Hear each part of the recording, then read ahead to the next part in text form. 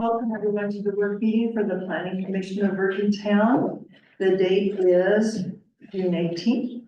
The time is 5:33. Welcome, Mr. Lamas. In attendance today are Commissioner Lee Ballard, Commissioner Pat Peterson, Commissioner Larry McCray, and Darlene Hope. The first item, does anyone have anything I need to know before we go through our three items? Maybe I need to say that I must have sent you a faulty document.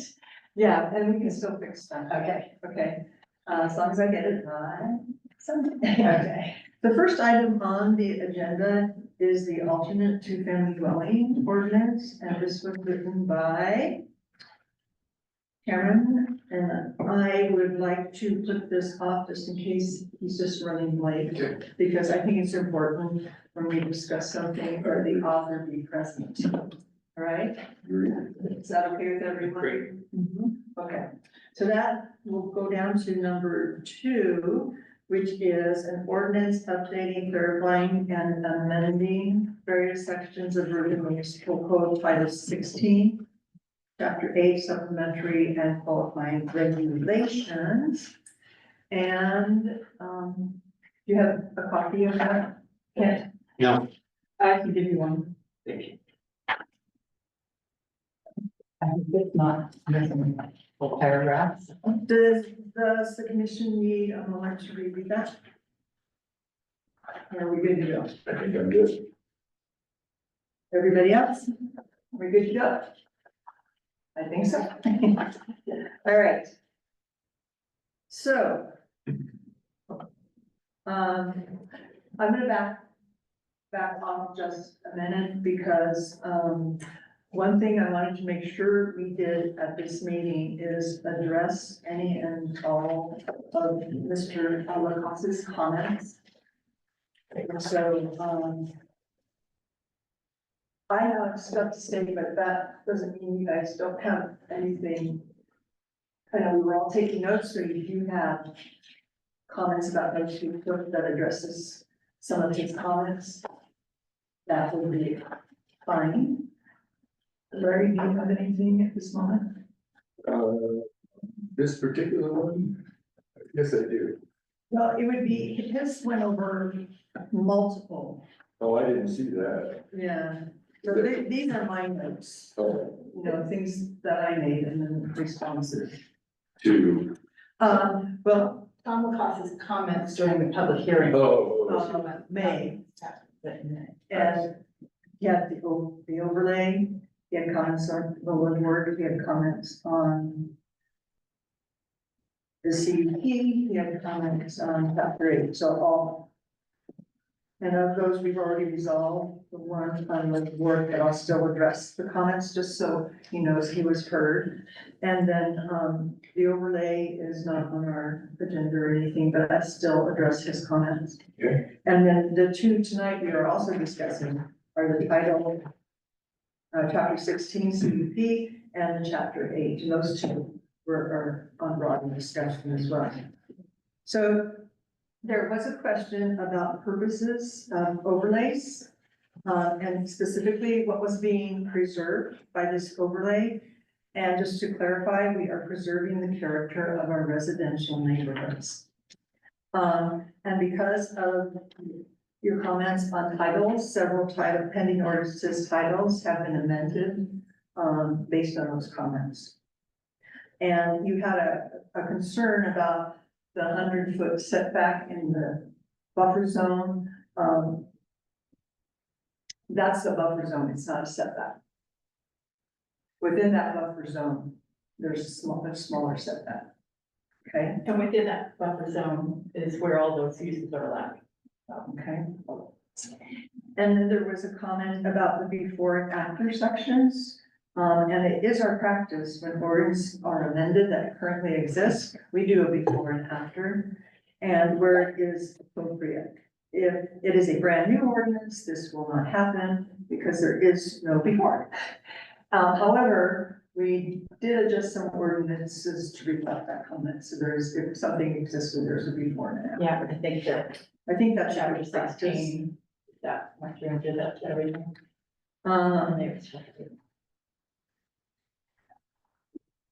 And there was a question about, things that are permitted, things that are prohibited, and some were highlighted, and why were some things in random?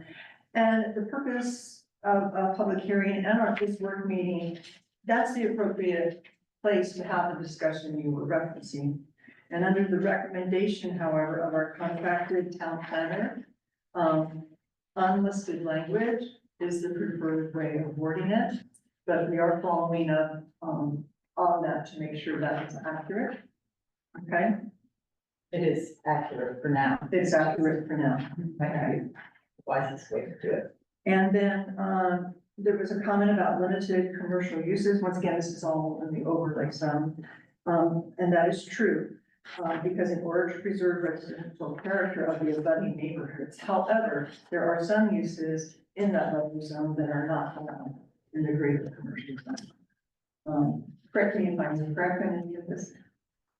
That's how I read it. I'm sorry, but there, that list of uses has not been discussed by the commission yet. Correct. And so it was like throwing a bunch of things in there so that we could. talk Yeah, about it. it's a beginning place, not an end place. And then on the live work, which has moved forward, we did make some changes. We did fix those year references. We did fix that misnumbering when the thing and the reference to that number, okay? And, instead of limiting things, and this you did, Lee, so if you want to explain the height thing. Oh, because there was a question. I mean, obviously, some places it might make sense to have it only be one story, another place, another zone, it might make sense to allow it to be two stories. But rather than try and figure that out, I just made the overall maximum height 22 feet, which would allow that, without being too tall. So we got rid of single and story and put in a height. Okay, all right, and, under the chapter 16 CUP ordinance, the title's been expanded to include more detail. And line 53, there was a comment. There was no need for a CUP, because you were thinking about a deed restriction. The problem is when land is sold and wants to change a use, the town will not look at the deed, but they will reference the CUP when making this decision. And that deed language has a good possibility of being missed. And then there's a comment, and this is the section that was inadvertently left out. On the You 1 know, year, the more I look at it, the 1602. more I think there were no changes to it, so it was left out. there, that's the standard language that currently exists. I think so, yeah. Okay, we'll double check that. That is our understanding. That's pretty common practice. I just was having a discussion with someone today. That in some cases, that period of time is 180 days. Get things moving. And the code, the language, if it still exists in there, can be extended if code is followed. It protects rushes to get in under the line or to have projects that take forever to start. Existing ordinance language already integrates some flexibility in adjusting that based on the need.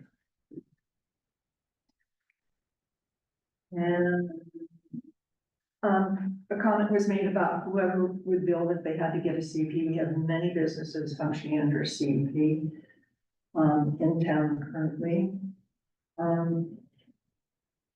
The comment about conditional uses should be part of the title. It is now there.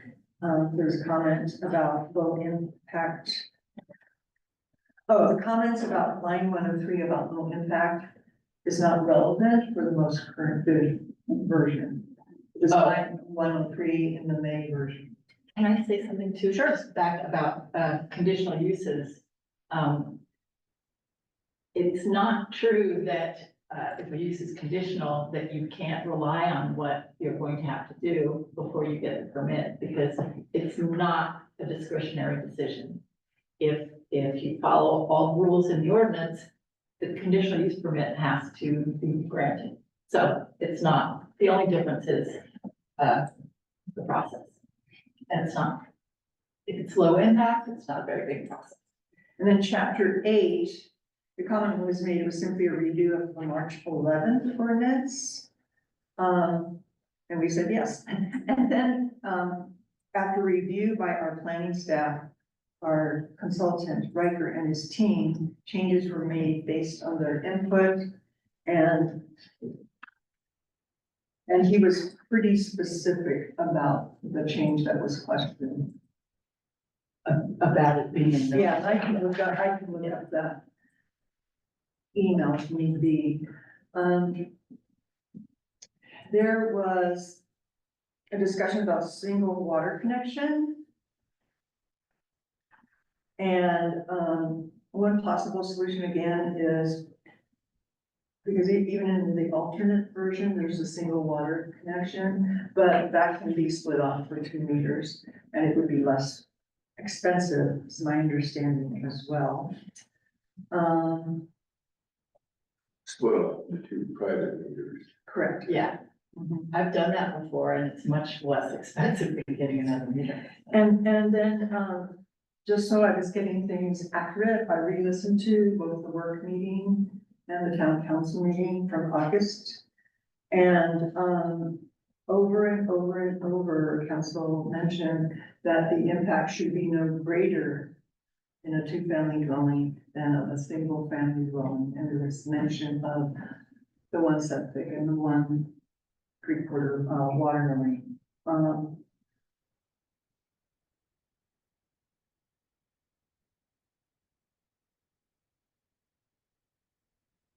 Although, and I just want to clarify after re-listening to everything, that although a comment was made by the town council about coming to us, it wasn't kind of a just do this, it was more of us to consider it. And once again, the impact should not be greater than a single family home. So that is what we're trying to do, and hopefully we can come to some kind of compromise or consensus. But I did want to re-listen to the last public hearing, take notes, and then I write it so I don't mess up. And I like, so that everything that you brought up, you know, is being considered. I just want to say thank you. That's why I raised my book, you're clarifying a lot of things which are very helpful. And I know I'm not allowed to talk, Crystal slamming if I talk during a work meeting. I've been trained by her. But I just wanted to say that, thank you for your consideration. Yeah, and we will always try to do that. We're very committed to hearing, because every ordinance we pass has been made better by public comment. And that's why we do it. And that's why we welcome it. And along that vein, I just want to say that a couple of the big changes made to the ordinance, a couple of different ordinances here, were with projects like yours in mind and, trying to figure out how to allow, you know, a project on a smaller lot to do the equivalent of what somebody on an acre could do. And one way is with it's down the ordinance, is with a fancy, high-tech septic system. And the other way is just to protect other land from development, so that you essentially do have an acre with that. Until such time as sewers. Or, yeah, unless, or Yeah. of course, If you have one of those systems where the sewer comes in, then it's revisited. Does anybody else have any comments about any points? All right, so now let's go ahead to number 2. An ordinance updating, clarifying, and just FYI, if Cameron doesn't come, well, I will put this on our next work meeting, okay? All right, I'm not just gonna let it. Commissioner takes the time to present something when they consider it. All right, okay. Number 2, let's look at chapter 8, supplementary and qualifying recommendations. Does everyone have access to that document? Do you have that one? I gave you. That one?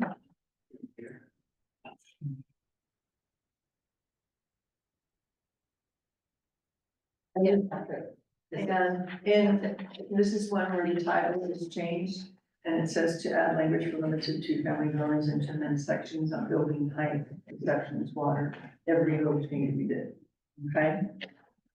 And the changes are in yellow. So take a moment to review those. And let me know if you have any questions.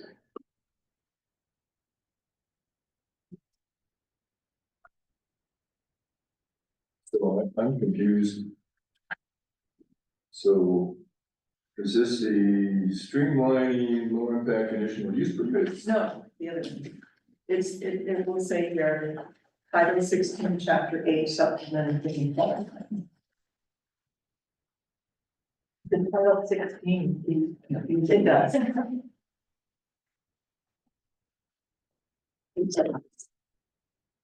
You want to take mine? I have no. Oh. Looking at where I want. It's item 2. I think that's the 16. Is that it?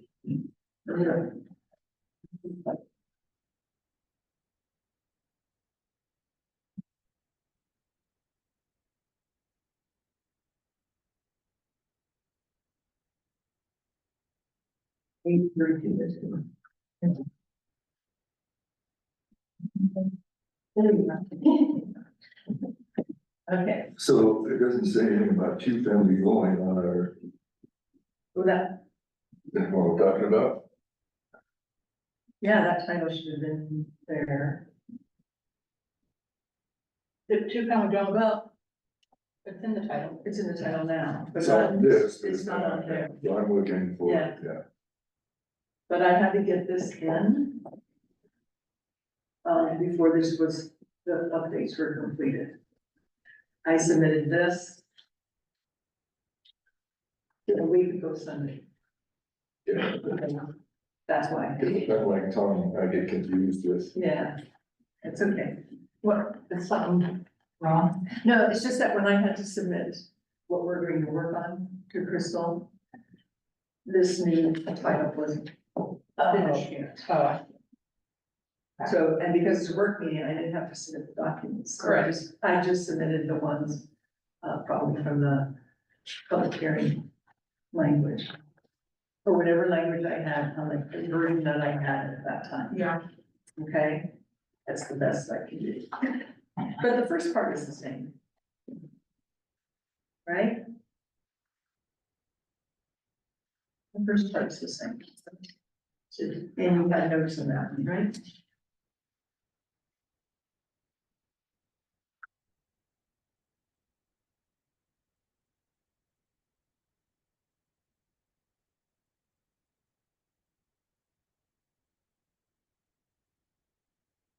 Changes from the last version, which would be May, are in low, yellow.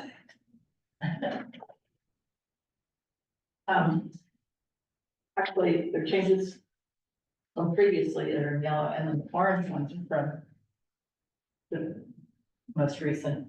Coloring, well, the colors don't always, I only have yellow. Oh, Or maybe there's dark yellow. and it's bright orange, yellow. yeah, kind of orange. Okay, so go over that again. The dark yellow is existing. A more recent change. The dark yellow is more recent change. So for example, on line 89, is that single change, correct? Under limited to family dwellings application.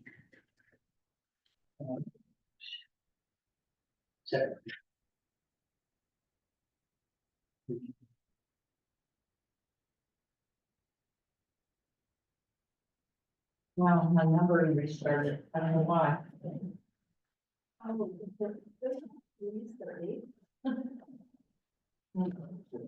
sorry, my printer didn't print the left side of it. Oh, it didn't.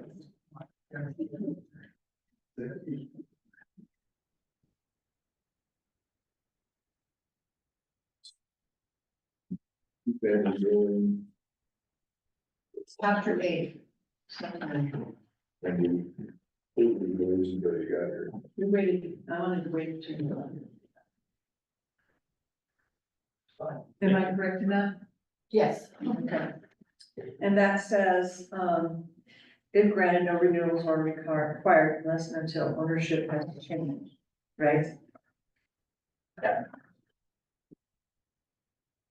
And the overlay is at, there was a question about the overlay, and that was at the request of Riker, the consultant for planning that we use. And the next change is under item 3, under 807, and that's where we remove the single story and we put in not exceed 22 feet in height or 4,000 square feet total. Wow.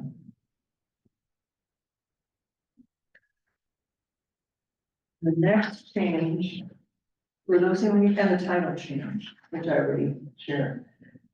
Those are the all new changes, correct? I think so. On that. Everything else is the same as when, in the public hearing version. I think I fixed the part that said, that talks about all good city ordinance. Yes.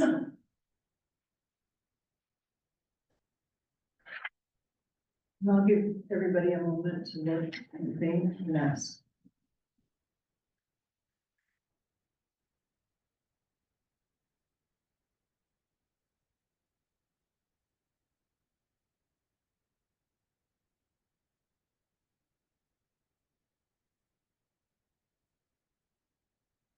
Mentioned line.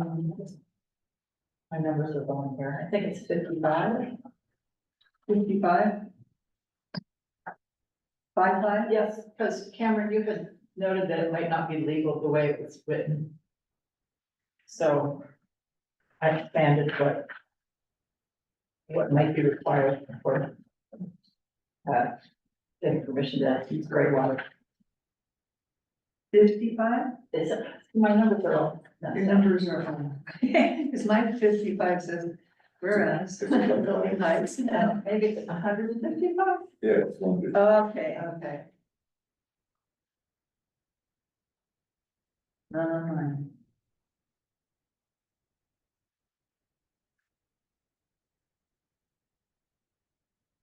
You don't have that one. Oh, gray water. Yeah, Okay, I have this 165. It is 832, number 5. If allowed under state code, allowed by terms of town contracts and approved by the sewer authority, Southwest Utah Health Department or Division of Environmental Quality as applicable. And that is a reference to gray water. that's pretty wide open. There are certain times residential. Well, rainwater too, that comes up in the house. And it's pretty specific what drains can go into it. Yeah, Recovery can't be the same drain. Yeah, yeah. Which I didn't know still today. In Utah, you can't use the gray water unless you have unless you have water mains. Oh, really? It can be transferred to that gray water. They're pretty strict.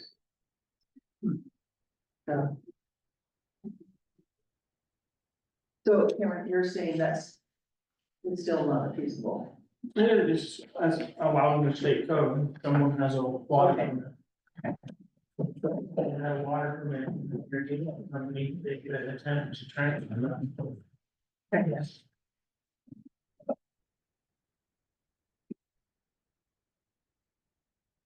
Or do you have any other comments? Only, I guess, I don't understand why we limit the size of the building to 4,000 square feet. Because that's the town. and the impact should be no greater than. So we're going to be there in 4,000 feet. In commercial, is that correct? I can't hear you guys. Oh, size of the building, because that was your change. He's asking why 4,000. Yeah, Oh, why limit the duplexes to 4,000 feet? It's all just with the idea of making them look like single family dwellings.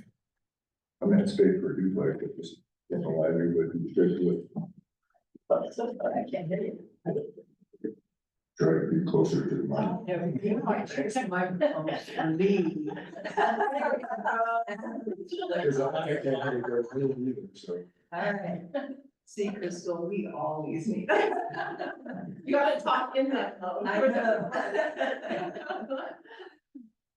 Usually I do, but she said, the owl picks it up. Well, the owl does pick you up, I can see it on here, it's just my ears. It's just, you know, this room is not the best I was for. just ready to go to my ear doctor because I was wondering if. Making an appointment. Anything else? We're going on to the next one. And again, I'm going back to the sewer. I don't think we should be the ones that dictate the sewer. It should be the health department, and I did read the wastewater study. And the conclusion from the wastewater study said Virgin could support higher density septic systems than 1 acre per unit. Individual sites will need to be tested to determine septic tank soil properties Mhm. and what size septic system. And it doesn't reference the map there because there's only a small section of version that can do that. Yeah, so if your lot is, and there's a lot of sections that aren't studied, but if your lot says, Yeah. you know, if you do a perk test and it says actually this piece of property would easily filter the sewage from this project, then we should allow it. That's a very limited area. I don't believe it references the map. I believe it says if the perk test dictates that it is suitable. Individual sites will need to be tested to determine. It says individual sites can be tested to, the map is simply a general reference, is my understanding. And somebody could do a perk test and find out they can't build. And that's a responsibility also. I wrote some notes about this, and if I may, I will read them, because we keep talking about it. Because septic saturation is cumulative, I think the only true fair way to approach it is by allowing the same impact across the board. Think of a developer who comes in with a proposal that produces a lot of wastewater, but he has designed a system or has a system designed that just barely passes the DRC requirements and all of that. All that would mean is that project in itself would not be the straw that contaminated the river. But it doesn't mean that the guy who came in the next week with a plan for a single family dwelling on an acre wouldn't be that straw that broke the camel's back. So I think that in order to treat everyone equally, that we need to have a limit of, not of septic tank or anything like that, but of actual contaminants going into the soil. That is, Isn't that what the whole department looks at though, is that your system will filter your sewage well enough that it won't contaminate the water? that's true, but the Conservancy District or various other agencies might say, hey, you've just hit a brick wall and you cannot develop anything else without installing a public sewer system. And that's gonna happen at some point, but the sooner, the more we can put it off, the more money will be in the fund that will help people who have lived here all their lives to pay the bill that they're gonna be hit with when they have to hook up to sewer. I feel like we have different understandings of what a septic system does. I think the septic system is supposed to filter the water out. So that or filter the nitrates or whatever harmful stuff is in the water. so that it doesn't impact the water system. And if all the septic systems did that, then it would have no impact. If one of them was failing, wasn't doing that, then it would have an impact on the water. But again, I think it's a commission issue. I think it's a health department issue. Except insofar that it could shut development down in the town, that kind of makes it a town issue. But I don't think it would shut the development down. So again, I think we have different understandings of what I think a septic system does, and Well, they measure the amount of contaminants in the groundwater. And that's how they determine whether or not you can put another septic tank in your town or not. So the more slowly we increase that percentage, because I think they all contribute some, and the smaller the number, the better.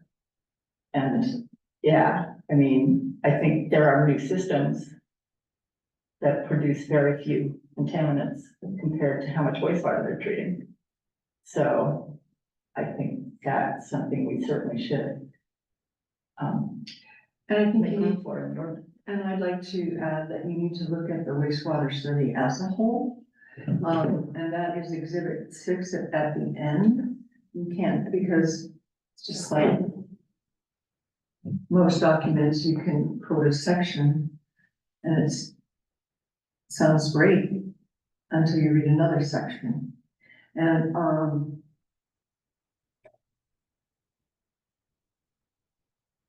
I'm looking for that one. It is actually exhibit 4. And if you can see where there is, green, that is the area that is not limited. And that would be for testing purposes. A good portion of the western end of town is very limited. The center of town is somewhat limited. And as you move to the east, it goes to somewhat and very limited. Especially around the river is very limited.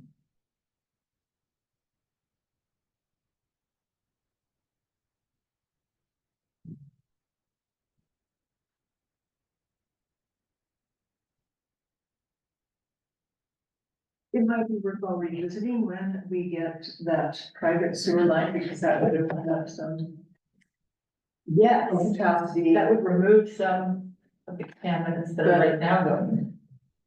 I don't see that happening yet. I'm not saying never. Do we have any dates? No? We don't have any dates. No, it was supposed to be done last December. That was a meeting I attended.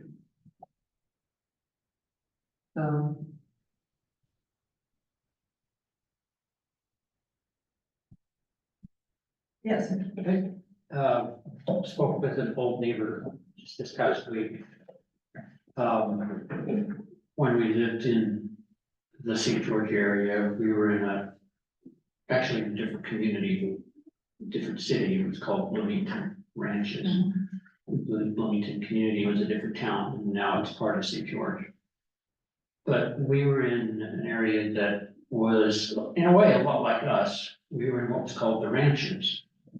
And these were acre plus lots with pastures and corrals and horses for the most part in the way of animals. And in the beginning, septic tanks. And very strict limits. And I know that I don't know enough to know what kinds of soil and stuff like that. I'm sure it's different in some area, in all areas, than comparing ours to a particular one. But in conversation with this old neighbor, the town of St. George now is requiring all septics to hook into their new sewer system through the community. And the hookups are $8,000. And they are requiring it whether or not your septic is viable. Because the time has taken the 30 or 40 years that it's taken to fill in all these lots. And then people began to put homes and apartments in their backyards, which were allowed, and still are to some extent, depending on the size of the lot, because there are some 5-acre lots. And so I think that there is a real strong, in my opinion, a strong emphasis that we should make on protecting neighbors around lots, thinking of how it affects not just that lot, but how it affects the overall community and the neighbors around that lot as to how soon and fast or slow those septic fields are out of compliance and need to be hooked into a modern system. Just a comment. That's interesting. I think, it's probably silly to even point this out, but one of the reasons that we are so under such scrutiny is that we're right on the river. And so I don't know about Bloomington Ranches, Right over here. right on the river, yeah, okay. So yeah, that's a big, issue. Okay. So I will reread the wastewater study with that lens. And I think the river pollution is more concerned about surface water runoff than saturation through a septic system. It's water tables that are affected by a septic system if they aren't working properly, so it may be hard for water that saturates 100 feet under my lot to get down to, or get back up to the river. But that's one of the things they test is that nitrogen, you don't want it. Right, right, but mine is sloped down 100 feet. It depends on where your water table is. Yeah, so. And we worry have about a the lot, water table. yeah, we have a lot of springs. I'm sorry, Karen. Just whenever. Go ahead. Yeah, Okay, so, I understand where you're coming from as trying to make it fair, 1 acre for everyone. That's completely understandable, condition and something to work for. I disagree with that in some cases, because in some cases, we're looking to do something that's more important than keeping that exactly fair for everyone across the board. And the cities often do this, and we prioritize specific things. And I think one of the things that the town should prioritize is some sort of affordable rental type housing, which is what this ordinance is trying to do. And so I just disagree with the whole idea. Now, if we were saying, hey, we're just gonna allow duplexes in every zone on every property, then I would agree with you. But where we're allowing this on an extremely limited amount of property in comparison to the entire community, where we're all these things, I just think that in the order of rankings of what's the most important, the housing is more important than the equity of one EIU. Now, if I'm understanding ERU correctly, it stands for estimated residential unit, right? Equivalent residential. So it's just equivalent to a single family dwelling. Well, this is a multi-family dwelling, it's a 2-family dwelling. It would be 2 ERUs for every duplex necessarily, because it is 2 families, it's a 2-family dwelling. It's a 2-residence dwelling. So with that language in there, you would actually have to have 2 acres of property to build this or put in an independent treatment system. So, To clarify, the impact is not greater because of size, because of septic size, and because of water hookups.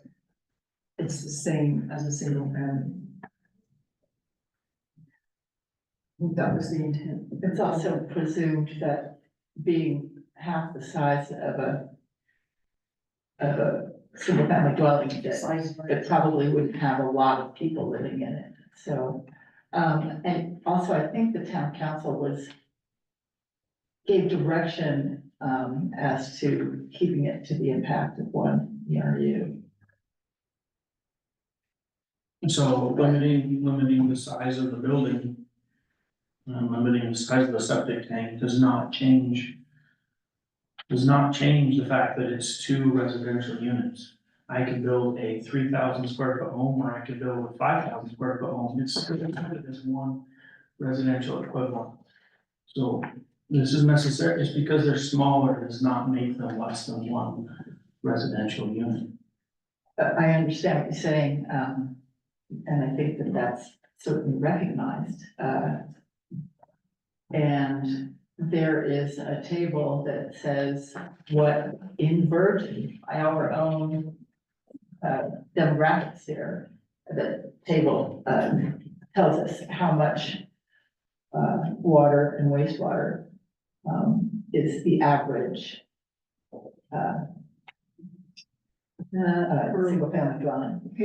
And so that's the idea, just, it's not saying there aren't 2 residences, it's just saying that there are 2 residences with low enough impact that they are less than or equal to the average impact of single family dwellings.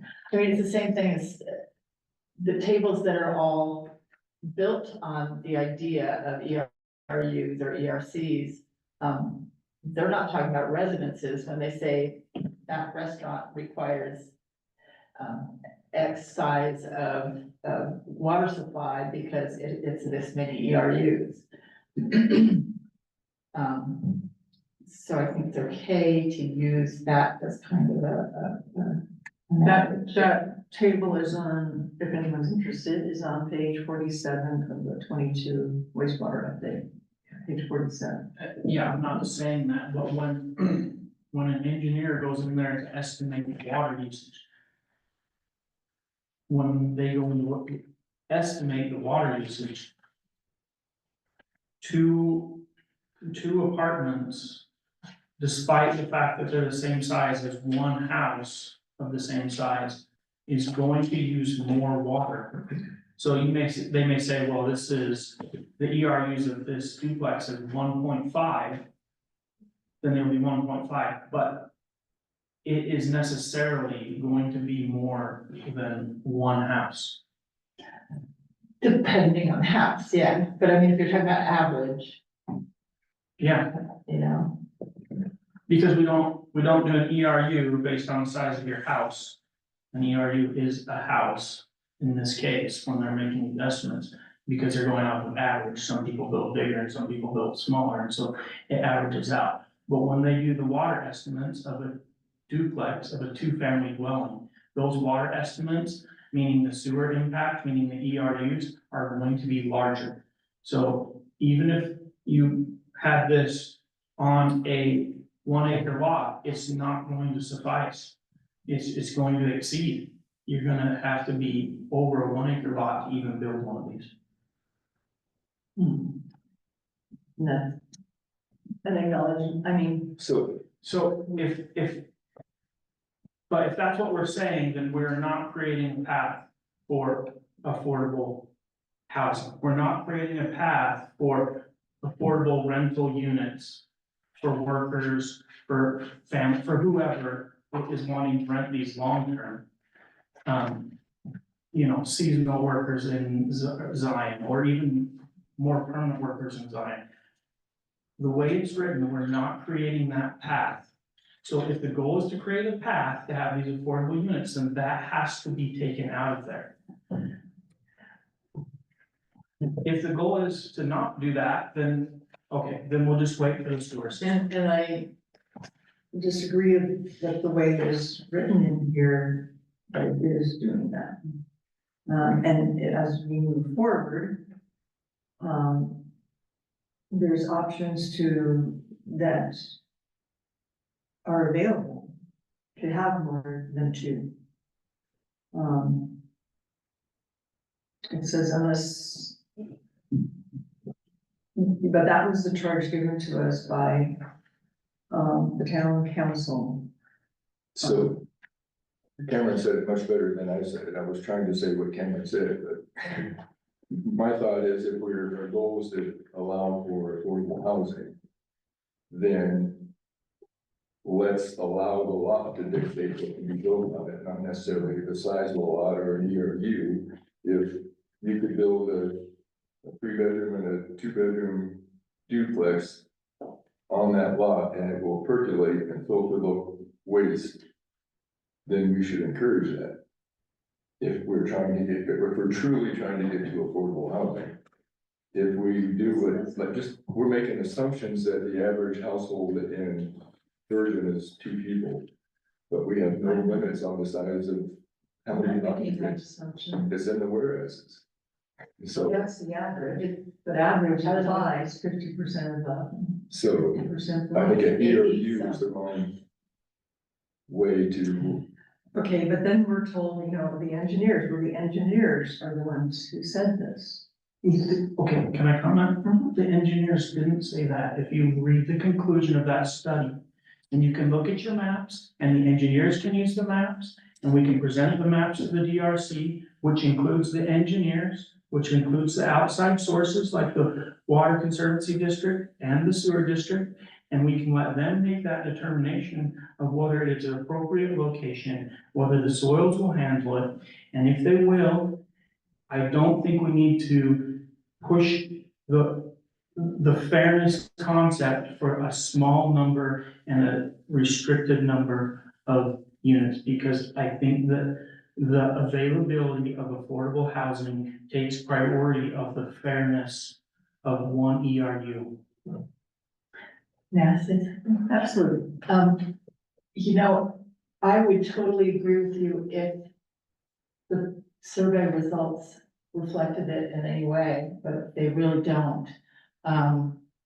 People don't seem to think that Virgin should have to work hard to get affordable housing, which makes me reluctant to say that it should be given preferential treatment. So I personally, from the first time I ever looked at the town ordinance, I thought we should allow 2-family dwellings in every residential zone. But I know that that's not how people feel, and so I think that limiting it as well as other uses is essential right now to save the pocketbooks of all the people who've lived here for a long time and the river. So can I make a comment? It's a work meeting, go ahead. Go ahead. If I remember right, in the wastewater study, it says at current growth patterns, Virgin would not have to connect to any type of municipal sewer until 2045, 35, exactly. 2035. At current growth patterns, which we have not maintained because our growth has slowed way down. We have not had any new subdivisions. We have not had growth in any of the subdivisions that currently exist. The only growth we've had is some commercial. And the biggest growth we've had in the commercial are connecting to a private sewer line. And so we have not maintained that growth for the last little bit. I don't know when that's gonna happen, but I do think that that will make a difference in how we have to worry about this. I think it'll make a huge difference if all the high impact uses end up connecting to that private sewer. It's going to, it'll just take the pressure off, which will be great, and we won't have to worry about ERUs necessarily. Then we'll be looking at, other things, but, I think at this point, we need to be kind of careful. It says requiring 90% nitrogen removal on all new commercial connections will keep levels below 5 milligrams. But without that is 2035. What is it with it? 2045, that's where you got 2045. And I believe that the commercial, the towns moved to push those standards and require that reduction. And so that already pushes us to 2045. And if they haven't made those changes, then we should make those changes to the commercial. And then that's pushing it out 20 years. Most people in this town are not going to be here in 20 years. Or a good percentage of them will not be here good in 20 years. Speak for yourself. I speak. In that same section, it says, the risk to groundwater contamination from wastewater is much greater than that for surface Is water. That is at the start. is soil contamination, septic tanks, sewers, is that the only issue on the particular property that we're talking about? This would be for, not just for one property, it would be for the town. Okay, I mean, It would be for commercially zoned properties within the town. so is this a commercially zoned property? Yes, So.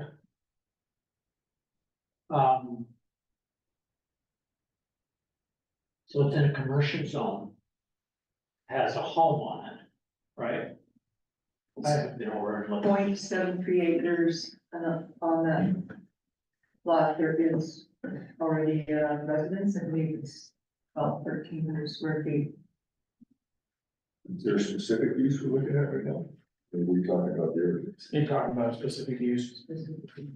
And we'll continue this when we get to the third item, so, but, I wonder if we need to ask the engineer to take a glance at the idea I've already written that down. before we send it, or I've already before written the that down. council, makes it on their agenda. Yeah.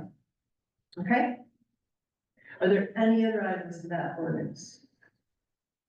And if not, let's go on to 16.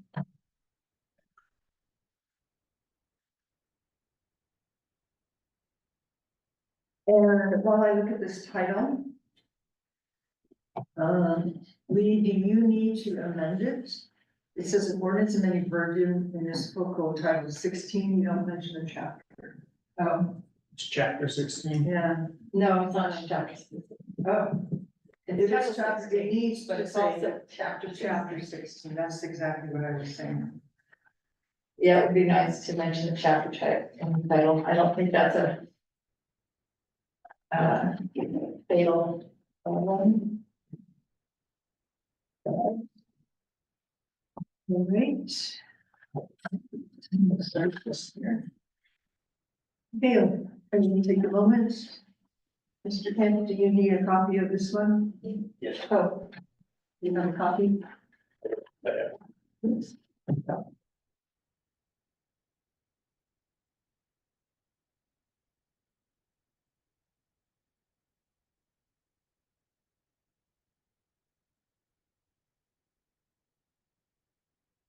Well, it doesn't mention the chapter because it affects various chapters Okay, if we adopt it as is. okay.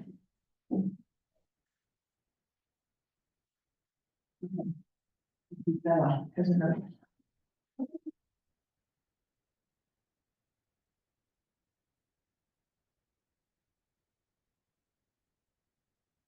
When you see the VMC that is, since they reorganized, our land use code and put it within the town code, that's for Virgin Municipal Code. Chapter 16 is what used to be moved, okay? Got it. That's me, Nick, not Lulu.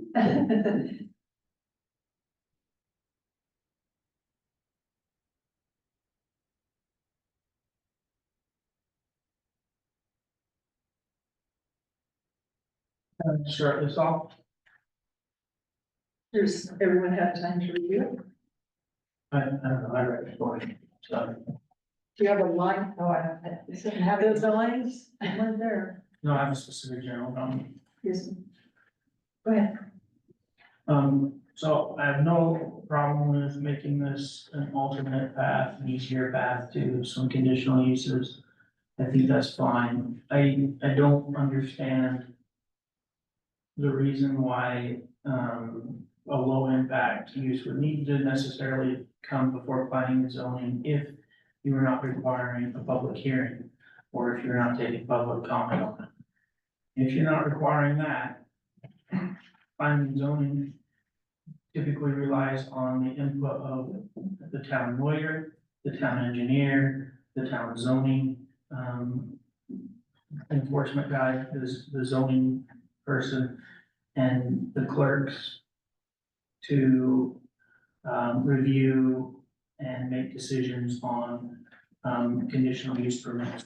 So if we are removing the requirement for a public hearing, then I do not see any need for it to come before planning and zoning. I think that it should just have the sign off of those 4 people that I just mentioned. And after they have reviewed it and signed it off, then it could just be allowed to go into place. I don't see the point of bringing it to planning and zoning, just so planning and zoning can rubber stamp the work done by the town staff. I'm gonna disagree. I see your point, but I also think that the Planning and Zoning Commission, that we, are more familiar with the needs and wants of the town and the reasons for certain standards. And,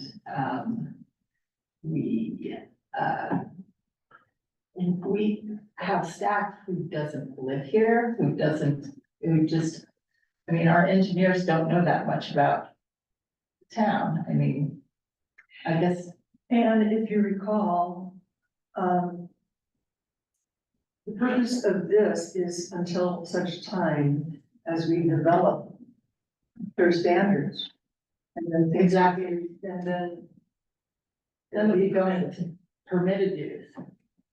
Go ahead. Okay, so I disagree with that. Now, first of all, to impose conditions on a building, to impose conditions during a conditional use permit process, those conditions have to be specifically outlined in your ordinance. Yeah. You cannot just come up with conditions just because you like them. So, for example, if someone wanted to come and build a restaurant, or I can't even remember all the things listed here, but if someone wanted to come and do one of these projects, and they said, well, our building wants to be 22 feet. They can't come, planning and zoning cannot come out and say, well, because the skyline and the neighbors and all this right here, we're gonna make you be shorter than that. That would be a violation. So all the conditions must be written down already in ordinance form. The problem with having it come before planning and zoning is then it becomes political. And conditional use permits should not become a political process. Because generally speaking, especially if it's going to be in an easy format, especially if it's going to be a reduced requirement with no public hearing requirement, so we're not even taking public input. It needs to follow strict structures. And when we enter in the political, that's when those things happen. That's when the bad things happen. That's when unlawful things happen. And things get imposed on people that shouldn't be, or the alternative can happen and things don't get imposed on people that should have been imposed. And it can go both ways. That's why if you're going to make a process that's simple, that doesn't require a public hearing, then it should stay with the town staff. Yeah, I have a little bit more faith in the planning commission to know how to deal with an administrative decision. It's been their job for many years. And, doesn't always go perfectly. But neither does necessarily the DRC do everything. So I think that, I think that as long as we are trained to follow the ordinance, and as long as there are standards, there don't have to be specific conditions written into the ordinance. There have to be standards that those conditions are written to, promote. So, yeah, I guess I just disagree. Well, you know, staff comes and goes, we don't know, it's just. And there have been some errors. Maybe that I don't have to go into. I just think it's not onerous, wouldn't be onerous on us because another pair of eyes just to make sure our ordinances are followed seems to me to be a good thing, Yes. especially with people who have the context of everyone involved living. And I would imagine most.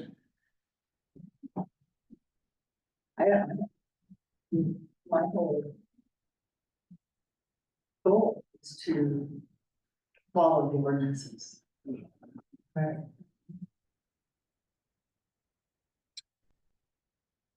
And Absolutely. so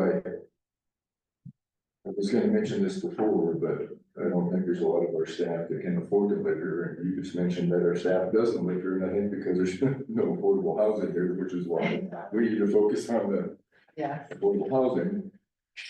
But to me, the title is a little misleading. It says we're streamlining the process, but actually we're taking several uses that are now permitted and moving them to conditional use, but under a streamlined process. So I think it's a bit misleading if you were reading it from the public, oh, they're streamlining the process for a CUP, that's a good thing. But if they realize that they're taking stuff from permitted use to conditional use, yeah, I think they might have something to say about it.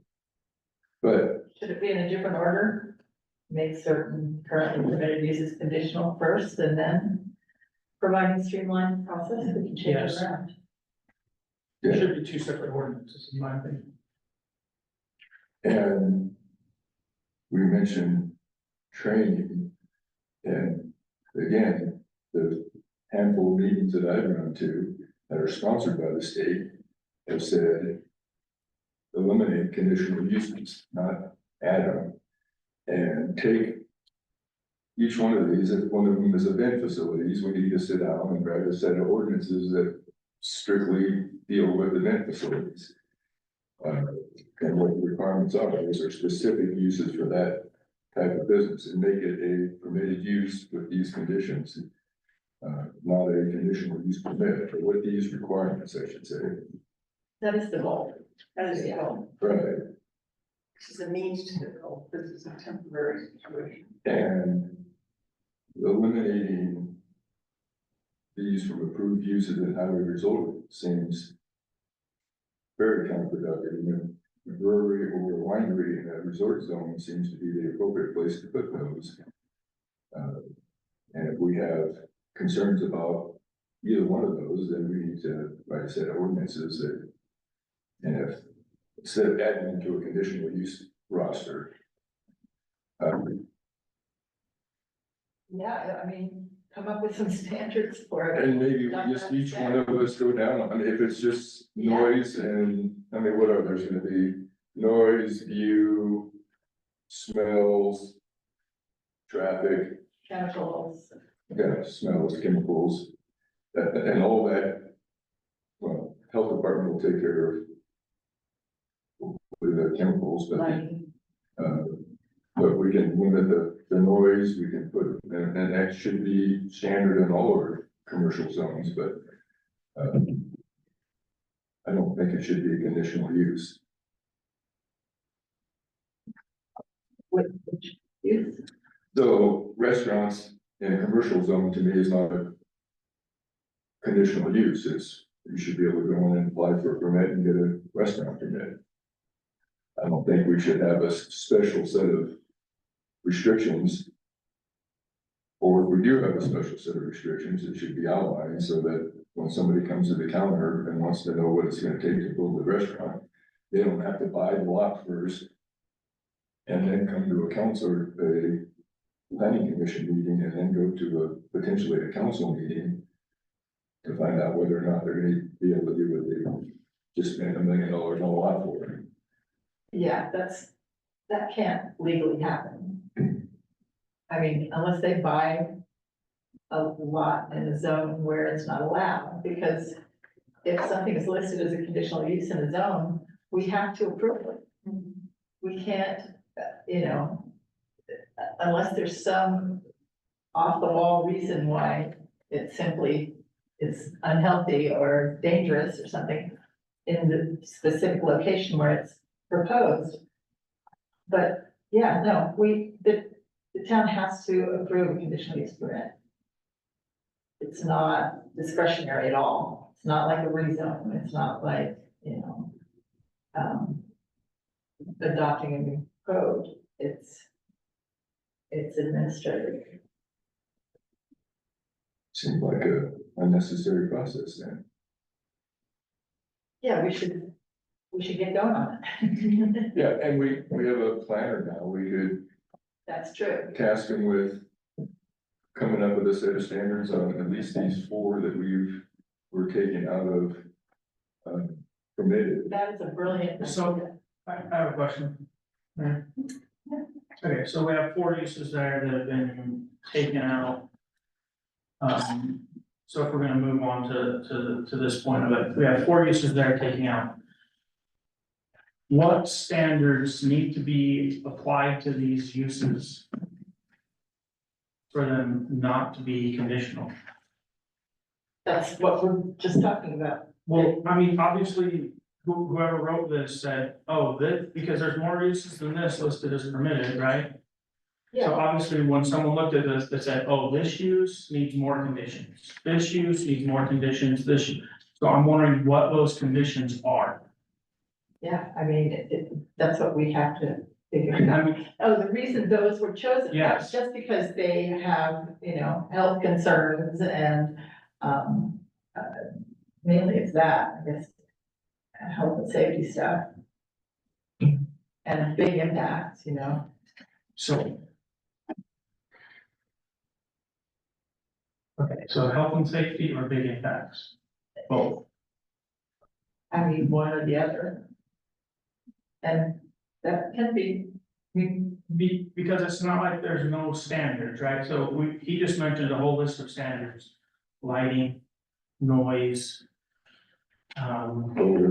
Odor, Use, views, all those are addressed within the chapter. So there doesn't need to be special conditions that I can see, with maybe the exception of the event center. I just don't see this, I don't see the special conditions required for these uses that's outside of the restrictions already placed on them in the zone. And I would say part of the reason for some of this is, and I do think we will need to have some based on what was currently in our code and resulting projects and the impact on the community. So that make it very clear that whatever we have was not sufficient. So I do think they need to be relisted. And I have a note on this one to reach out to Riker. So I'm curious, I need to hear what these problems were. I need to know what the conditions that you're looking to impose that are not already required. eyes on permits and all that kind of, Eyes on what? eyes on permits and, it depends on the use, I mean. Well, Eyes that's on a fine. restaurant permit, for instance, health department. That sort of thing, making sure that, When something starts and then it evolves. And I don't want to make it a political discussion because we've been having a Well, very, just- very good discussion, I'd be happy to share those with So, examples. so let's just take restaurant, okay, let's take restaurant. Health department permit. Correct me if I'm wrong, does it not say in our chapter that they're required to follow all state and health codes? Do we not, This clerk, do we not require them to provide their health permit before they get a business license? Do we not require it? So we do, so we require the health permit.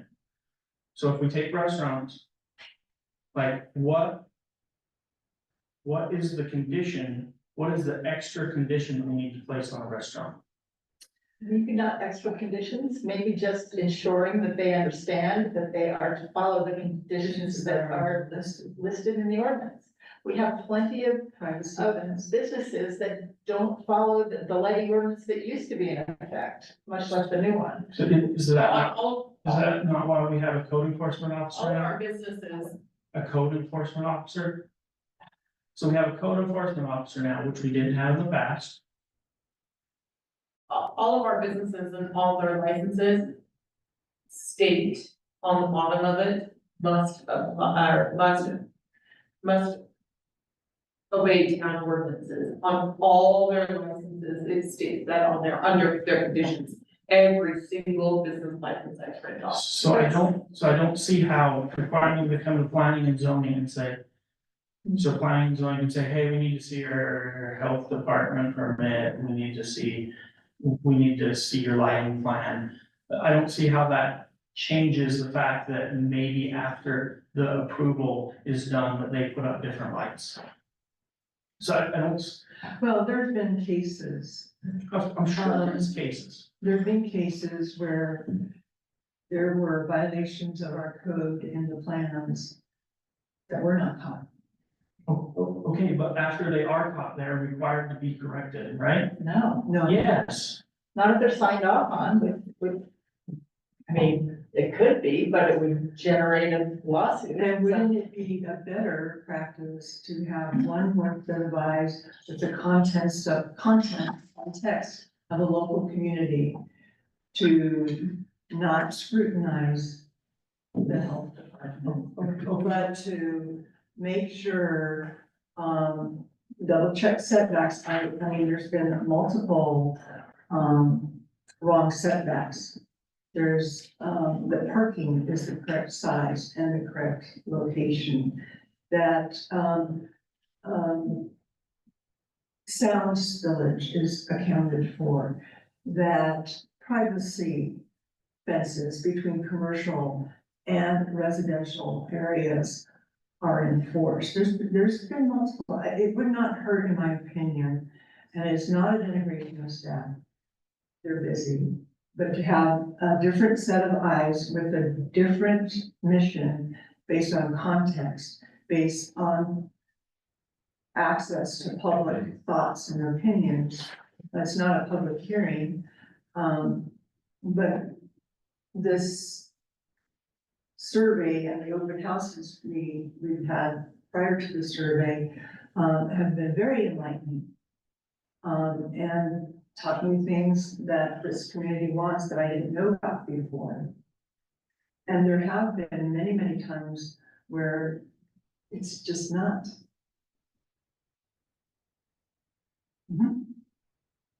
So. What you are arguing for and what you are stating there is to never have permitted uses. No, Because you said it doesn't hurt to have another set of eyes, it doesn't hurt to have another set of review. It doesn't hurt to have someone that is more in tune with the public. Yes. But all of that is not, there needs to be different standards, all of that is, we should not have permitted uses. so this is the tool by which we have, that little temporary third set of eyes until we have time to review all our standards and update them, because I do agree that they need to be updated. And some aren't there at all. Many probably, And can I say one thing? Excuse me, did you say there's no standards at all? No. No, some uses don't have any standards attached at all. No, every use has standards. Uses may not have specific standards, Right. That's right, but every use has standards. correct. Okay. I was just going to say, part of it is, here's a new person in town. You're reading the ordinance, and some people might say, lighting, I don't know anything about lighting, who cares about that? And kind of ignore it. And if somebody comes in here and says, hey, I'm gonna build this and we're gonna do that, and we're like, oh, cool. Just keep in mind that this town is very concerned about lighting, and they want you to follow the rules. This town is very concerned about noise lately, and so please make sure that you consider that when you locate things on your property, and that sort of thing. I don't think that's going to get us into a lawsuit. I think that is just a friendly, small town way to deal with things, and as long as we have the knowledge in our minds that conditional uses are administrative, then there's no reason we should get into trouble. But I think we should have the same standard for all business, right? So, you know, if you have a noise ordinance, it should apply to a yoga studio or a winery. Yes, that's in this Right. ordinance in front of you. So it's probably already in our code that says that there's certain standards that they'd have to meet. And what would be more restrictive at a winery as opposed to a yoga studio? If they all have to have the same lighting, they all have to have the same noise standards, that none of them can create nuisances with odor or smoke, or if none of them can create traffic issues that aren't mitigated somehow. I think that, I don't know what more standards you would add other than what we already have in each one of those zones. So I'm still waiting for a specific standard that isn't already listed. If we have one or two, I would love to have those. I mean, we're brainstorming right now in our work meeting, and we can just take restaurant. And we can look at the chat, we can look at highway resort zone, and we can say, oh, you know what's missing in this highway resort zone? We don't have a standard for X that should be in here for a restaurant Or anything. or a winery. Like, I think that's something that needs to be done, because I think, having, we all have read this quite a bit, I see holes, and right now, at this specific moment, I don't have a list of them right here, but I just know from the concerns that people have expressed to me and their frustration with codes not being enforced, we need to revisit them, remove ones that are no longer applicable, and add ones that better reflect what we need. Yes. Not saying there's nothing there. I'm saying that we need to either do that update fast or implement this placeholder until such time as that happens, and then remove the limited use and go back to permitted. And these uses listed, maybe it's not the right list, maybe it doesn't make sense, but so my opinion on this is they're already in the permitted category. If we are going to move them from the permitted to a different category, if we're ever moving something around, whether it's permitted to conditional or conditional to permitted, there should be a reason, and we should be able to eloquently describe the reason that we are moving that. And so I wouldn't be able to vote for changing these because I haven't been given a reason other than a third set of eyes, which is an argument for no permitted users. No. I'm trying to look at, can you locate the standards for restaurants? You know where it is? Restaurants is one of Yes, the. you can. Chapter 16 has the standards for specifically for restaurants, and then you pile on top of it all of the standards for the zone. And For specific use. I put that in there as an example, and we can remove it, but, it's there for discussion. We can remove it, but, I did look at the restaurant standards, and I thought that they didn't seem to quite They're cover very vague. it. Yeah, They must follow the town's general standards and town's conditional use permit regulations. Restaurants must comply with required state agencies. There's nothing about version. Okay, That's a good example of how it needs some beefing up. no, because you now have to go to the zone and you have to look at all the standards outlined in the zone and say, okay, we're missing this from the zone standards.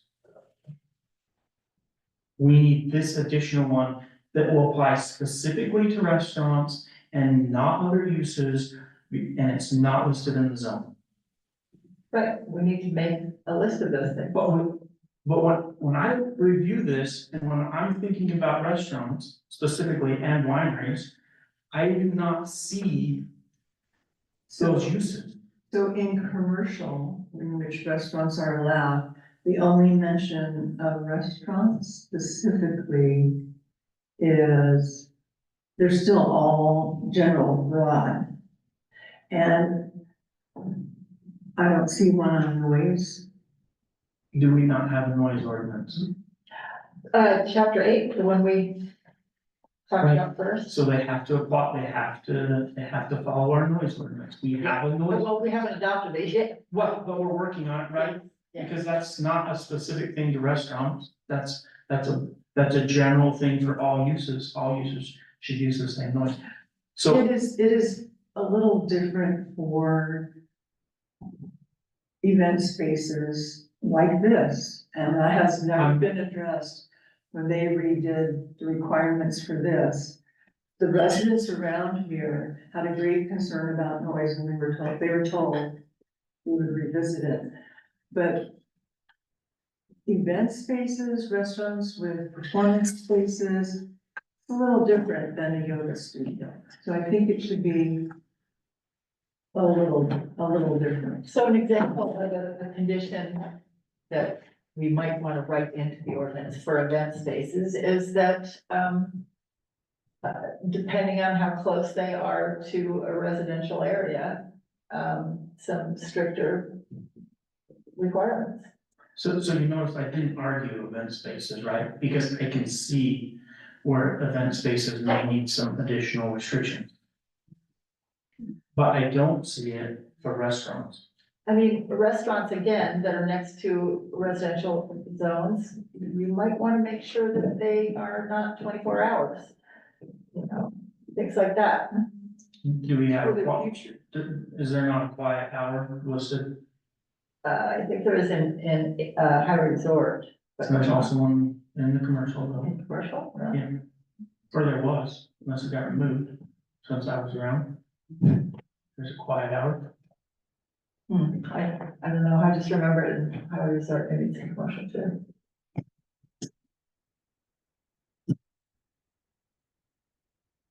But I I really, think it- but as far as noise, right? The same noise requirements for a gym or a yoga studio is the same noise requirements that should be implemented on a restaurant or an event center. Right? Well, what if we want to be more permissive for a restaurant that's distant from a residential area, or that is because of topography, not a problem noise wise or crowds wise or lights wise or whatever. I mean, I'm not saying that that's likely to happen. Just giving an example of what you might think about when you're trying to make standards for these things. See, and I don't agree with that. I don't think it should be a different noise standard for a restaurant that's here or there, because eventually those areas will fill in. And most commercial uses, even Highway Resort, are going likely someday to be bordered by homes. And so there shouldn't be a different standard between here or there. There should be one standard. I don't think it should be more permissive for noise based on location, because I can tell you right now, auto camp is a long way away from any residential buildings. It's a good more than a quarter mile. Well, except for Wade, with the exception of Wade, they're a long ways away from any other residential building. I can hear auto camp when they have a band at my house. So that there's no need to have different standards. There needs to be one standard for noise, which we're working on, the noise ordinance, which is good. And that should apply to everything at all times. But you said we have a noise standard, and that's a good example of it not being sufficient. So that's an argument for revisiting this stuff. And I don't know if the limited use CUP is the way to do it, but I do believe it needs to be revisited, because there's nothing in life where one size fits all the time. You can have general underlying principles like health, that kind of stuff, but I just disagree that it should be one size for everything. I know that makes it easier, but I don't think it meets the needs of the community, and in the long run, whatever that establishment is. I think, is there anything else in this, ordinance that we want to discuss? Karen does. Yes, and then we'll move on. Okay, so. Without specific conditions that are not being addressed already. I do not understand why we're changing it. Now, if we can outline specific conditions, then maybe I can understand why we want to change it. So that's all I'm asking for, specific conditions that need to be added that are not already addressed. And there's also, kind of builds off of that, there also are existing conditions that we should keep this lens in mind as we go through this. That I thought would work, but when I look at the reality that exists, they did not. And so how can we refine this to make them clearer, more effective? So I think there's both kinds of things to look for. Well, wouldn't you approach that like, we have the lighting ordinance? Isn't the lighting ordinance kind of a good example of, okay, we have an ordinance, but things change, Mhm. okay? We can start to get more commercial. More commercial businesses and commercial lighting. We get different lighting, we get LEDs. All different things start, and so, well, They're not in that. oh, LEDs, Mhm. but maybe What? they were allowed when we didn't even Correct. know they were coming. Mhm. So, what? You serious? We can't have an LED light? Oh, I think. we Not can have like- certain LEDs, like- Yeah, I think but we not like, require not like commercial LED signs. I have LED lights, I apologize. Okay. Okay, I'm talking Yeah, about yeah, bright lights, okay? yeah, bright lights. Car not- lights. not- Yeah. Excuse me, but that's Blue light. bad example. Blue light. Blue lights. Bad example, Okay. but, what I'm saying is, we've made an adjustment. Because we needed, because things were changing, and we put in a new ordinance, and people who, who were no longer compliant now have a, what do you call it, period of time? Amortization. Have an amortization period of time. In fact, the town council has even, said that we will help them pay for it, if they'll do it earlier than 8 years. So, I think this is similar to that in that things change, noises change, Mhm. and, things along highways change, and so I'm going to, push a little bit here with the idea that,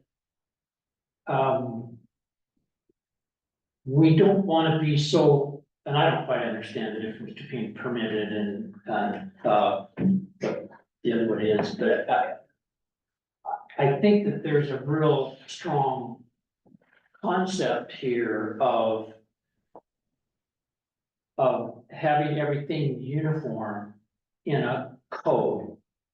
And, that it applies to all. But there are things that change. And there are all new things that come along that we need to address. And why would we address that by updating a, chapter? As we address it as a commissioner, if I want to come forward and say, I don't like a band outside of a restaurant in a neighborhood. Because I have sensitive hearing and I can hear it and I don't like it. Well, And I'm not that near it, is that a real life example? pardon? Never mind. I mean, I can hear music on occasion. So, I try to be there where it's at because I enjoy it. so There's a house behind, What's that? but if you live in that house behind, And I can hear music from my house also, but And that- it's way. But and it that's just shuts off at something to 9. consider. That is something to consider if, as came out very clearly, people want a quiet rural atmosphere. How do we allow So, that? How do we allow that? How do we balance that? You know, I'm not saying none, but just how can we be? well, it might be that we have to put up with the ping of the bats. Until a certain time, on baseball bats, Oh, until a certain time of the evening. And then the lights go out and the boys have to go home and go to bed and the neighborhood quiets down. Or lighting, sound, noise, all those kinds of things, but I think those. And as time goes along, why can't we make an amendment to an ordinance? okay. If we have, and why can't that be standard? Like Cameron says, Are you talking to me? yes, why can't it be standard like Cameron says? That we just make an adjustment to the ordinance because there's an issue that's come up that we need to address in the form of noise.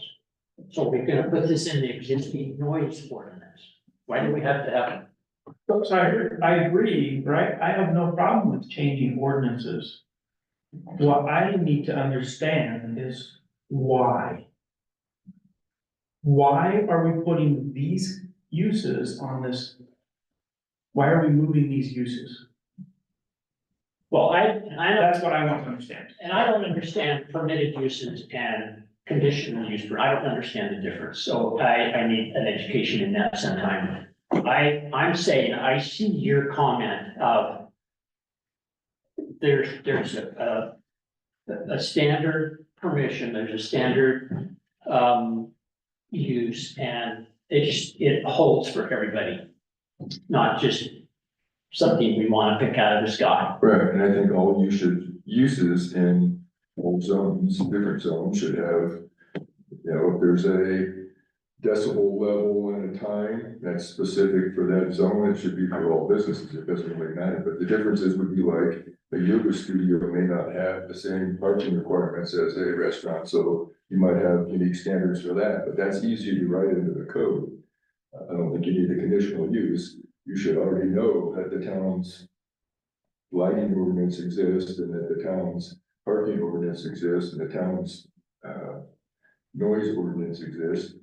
And it should be the same, if you would make it different for a restaurant than a yoga studio, then a yoga studio could play their music really loud at 11 o'clock at night, and because he's not a restaurant, he's allowed. So if we just had a commercial noise ordinance, that would apply across the board. That's absolutely ideal, but sometimes I mean, I'll give an example.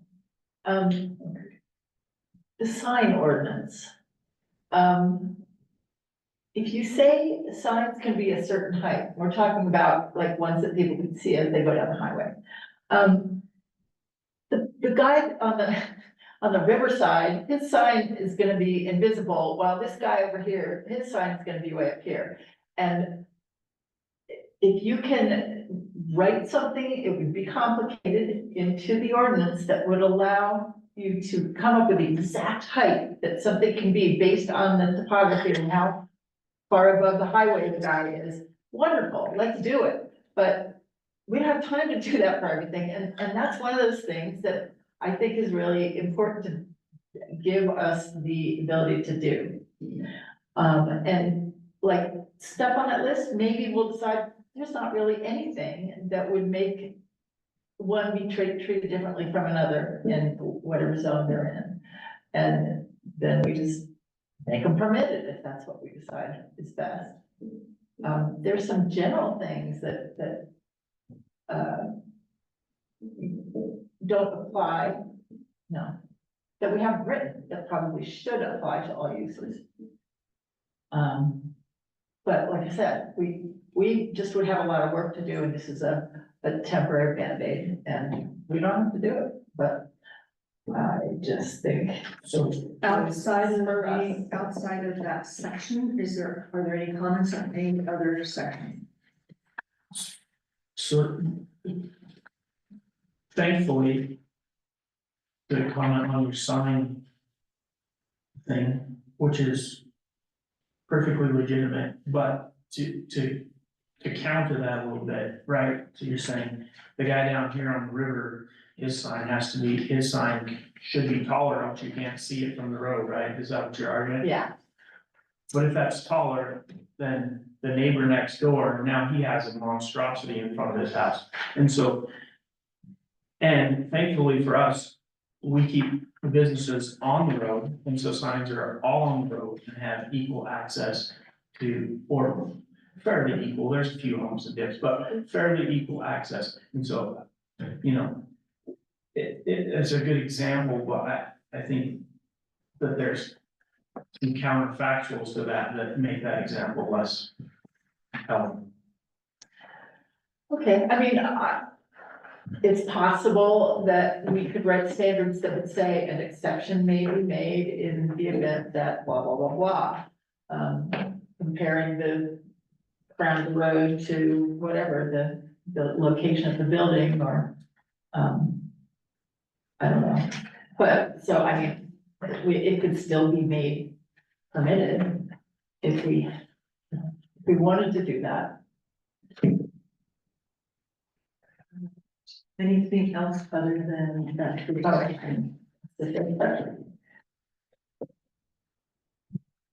So, I have one, That's on a different section? yes, different All section. right, which section? I'm not gonna continue to be the worst. And so. If we truly wanna make this, and if you want to put it to planning and zoning to review and approve these conditional uses.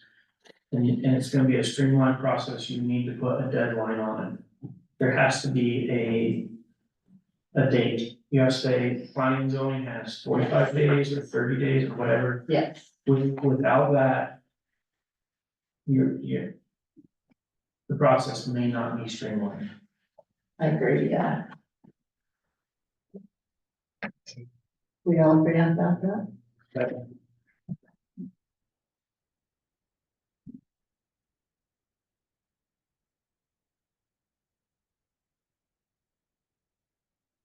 Anything else?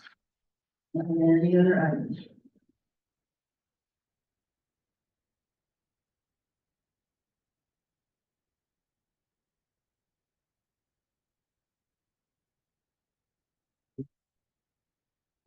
And considers different ways. Well, it just, some of the things that would consider during a conditional use permit are things that should be considered, I think, under every permit.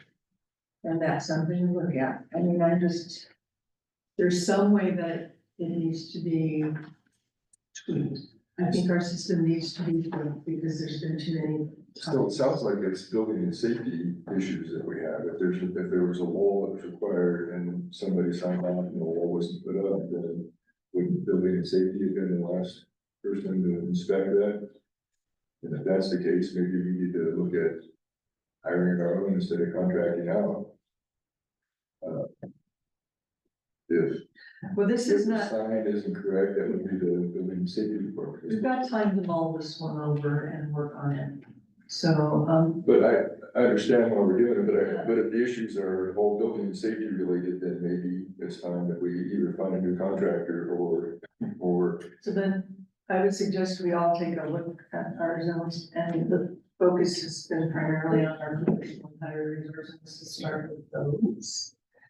And really, maybe read those two chapters again and try to see, so what's working well and where do we, and where do we need to maybe relook at things? And maybe drive around town. and see. But I think a lot of the stuff that's listed here should be standard in all of our permitting, and not just a conditional use. What page are you on? I'm looking at the Yeah, standard. this one doesn't have them. Sorry, what page, I'm sorry. Just like, how many pages, 2 pages? The standard town rules, standard. So general standards, conditional uses, 1622.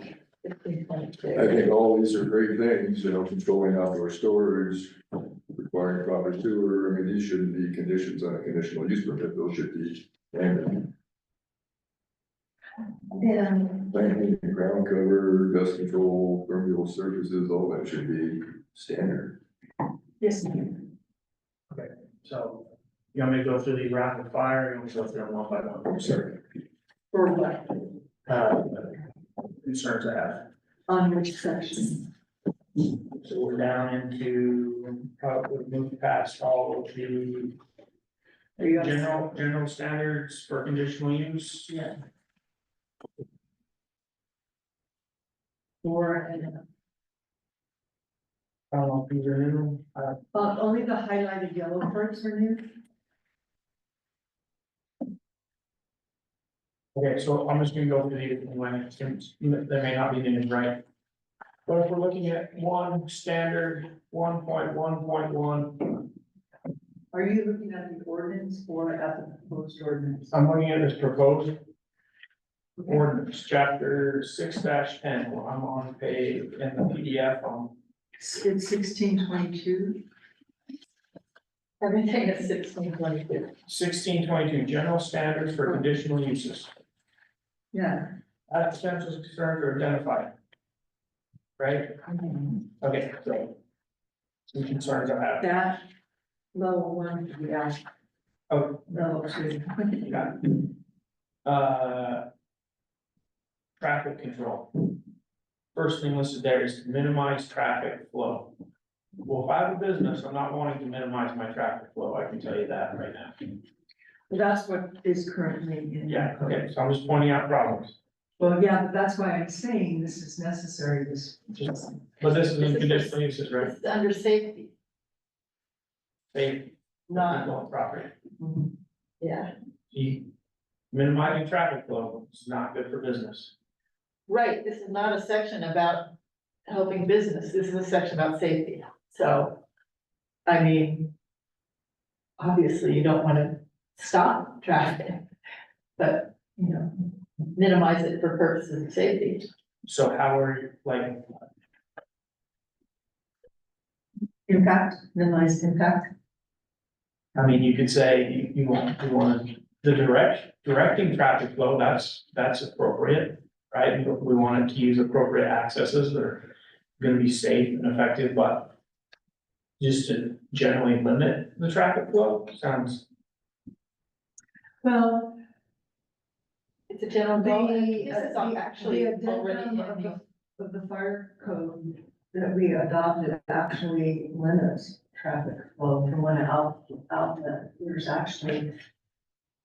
And one of the things we're researching is that adoption still in effect because it would have helped your community. And so if it is in effect, that's an example of the people who missed it. So we do need to either mention that specifically as an update, which is your plan, right? Yes, either, right, you know what I'm saying? yes, generalize Your, it. your preference, okay? Or we institute this interim structure till we get all that done. Because I don't think it can be done in 45 days. I'm thinking one zone can be done in 45 days. So what we need to do is to determine that. And I think the way to do that is to look at what is. Right? Right, And think like Cameron just. did.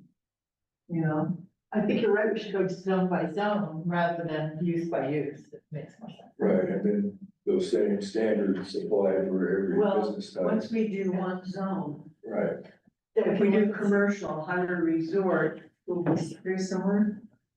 And then there'll be some overlap with the residential zones. I'd like to move parking to the rear of the buildings and move the buildings close to the street. And I have talked about that. And right now, it's. I can't hear you. Sorry, I haven't heard that part. one of the things that Lee and I looked at were the parking standards where it requires you to put your parking, majority of your parking behind your building. Well, that pushes the buildings back. If you bring them closer to the street, it tends to slow traffic down, and then you hide all the cars instead of highlight the cars in front of your business. And the permeable surfaces, I think we have, I don't know if it says we have to have paid parking, but if we're trying to avoid runoff, then allowing Gravel, travel. yeah, we were talking about that. Yeah. So why don't we do this, because I don't think there's a rush on this one, am I correct? Oh, can I hit a few more of these? Sorry. Can I also point out that the parts you're reading are in the ordinance now? So that would be part of our homework. Because that's the case we're making, is that this needs to be looked at. Yeah. Yeah. This is for conditional users, so. These are standards. For results. Anyway, four it says standards. It says neighborhoods and the general plan, I have no idea what that means. That has no meaning to me, so I don't understand it. Because those are ideas that came out of the general plan about what kind of neighborhoods. It doesn't mean anything, there's no, so you have to explain what that meaning is, that has no meaning to me, those are just words. It's not conveying any meaning to me, so I have to. So all of these affect neighborhoods and arose from the general plan. I can get a little more clear about it. But when you, okay, when it says, so I understand, it says standards, general plan, conditions. I understand what that means. When you say neighborhood conditions, I don't understand what that means. I don't know what that means. I think, There's no neighborhood standards. I think the standard, that's is a community standard. So give me an example where the general plan standards differs or is different from a neighborhood. I don't think it does. I mean, I think you're right, that doesn't make sense. It should just say neighborhoods. You want to cross that out? So then what does that mean? I don't know what neighborhood conditions mean. Means protecting the character of the Neighborhoods. But it says that below it, right? That number one says, protect the character and quality of the underlying zone. You can change that to underlying neighborhood and that makes sense. But to say when it says general plan conditions, it's conveying to me, these conditions should be looked at in reference to the general plan and what people want. So the conditions are the 1, 2, 3. Right. Standard is neighborhoods. So in neighborhoods, the condition of, the first condition is protect the character and quality of the underlying zone. So let me give you an example. If that's a neighborhood, that would be rural residential, that would be any, Can I give an Sure. example? Okay. So if I'm reading this and I say, Okay, so if I'm going to impose a condition. And I'm looking at these standards and I can say, okay, the first one says, protect the quality, character and quality of the underlying zone. 1, traffic, 2, lighting, 3, aesthetics. So you're 4, suggesting, noise. I can say, okay, standards, general plan conditions. I can go to my general plan, I can look up traffic. And I can look up lighting, and I can look up aesthetics, and I can look up noise, and I can look up open space. I can look those up in the general plan and see what the general plan has to say about these conditions. And then I can say, okay, you need to remove your grass from your project because it does not align with our general plan in your open space. so, But if you change that to neighborhoods conditions, then I don't have anything to reference. And it's, There's no So standard, there's no, you're saying just put, standard, it was just, that it used to be standard, the general plan conditions, yes. and then neighborhoods. That's why I'm trying to Why understand that is that. why we're adding neighborhoods. do you understand their question? Yeah, and I don't know the answer. So it's making sense without that I highlighting. mean, So general general plan. plan conditions? Yeah, that That's what makes you're sense saying? to me, right? Okay. Because then, So general plan and then So the conditions, way it was written before. okay. that's, but when it's just, when I'm trying to figure out what neighborhood condition, I just don't know what that means. Okay, Well, and then we go to town goals. Standard town goals. Mhm. I'm not sure where those are referenced, probably in the general plan, but. Number 5. Avoid redundancy of use. Okay, so. I'm okay if we have multiple restaurants in town, and that's a redundancy of use. But if you have 40 or 40 of them, that might get too much. If you have, and that's, I mean, that's a good example of where 1 or 2 of one item might be enough for our community. In another case, 10 might be great, So I who, mean, if there were 10 pizza joints, none of them would be the same. and none of them would be successful. So the Right. market dictates. No, 1 or 2 of them would be. but I don't see it as a political. I don't see it as the politician's responsibility to say, to state, we're only gonna have 10 restaurants in town, we can have no more than that, because that's what I think is appropriate. Well, Well, someone there are other determines that. examples that might work better, Mhm. like a gas station, I mean, Okay, so gas stations are good, of course. We have 2 gas stations in town right now going in. One's quite large, one is quite small, right? And they're a fair distance away, right? One is 8 months and not very far from us. Yeah, but I'm talking about like the new one that's being built in front of Zion White Bison. I mean, to get in and out of those pumps, that's pretty tight. It's Okay, not like the other one that has a lot of turning room, right? correct. So there's a difference there. Well, that, when you said small, So- like when you did. Yeah, I was- Yeah, sorry, Yeah. not being clear, but Yeah. the area that it's taking up is much more compact. Let's say that Sheets Bridge Road opens, right? It's all paved now, the tunnel's now closed. Every bus that used to go through the tunnel is now coming around. Every RV that used to go through the tunnel is now coming around, and they're all going across Sheets Bridge. Right, and so. If that gas station becomes so crowded that I don't even wanna stop there. Then it would be good to have another one so that the use is even accessible to locals. And I'm okay with saying, okay, now we're gonna stop it for now, but I'm saying, who determines that, right? That's general plan. That's the open. I house. think for enterprise. So, yeah, and so I don't I'm serious. I don't know why the Why, goal of the why town. can't there be 3 service stations, on a cul-de-sac?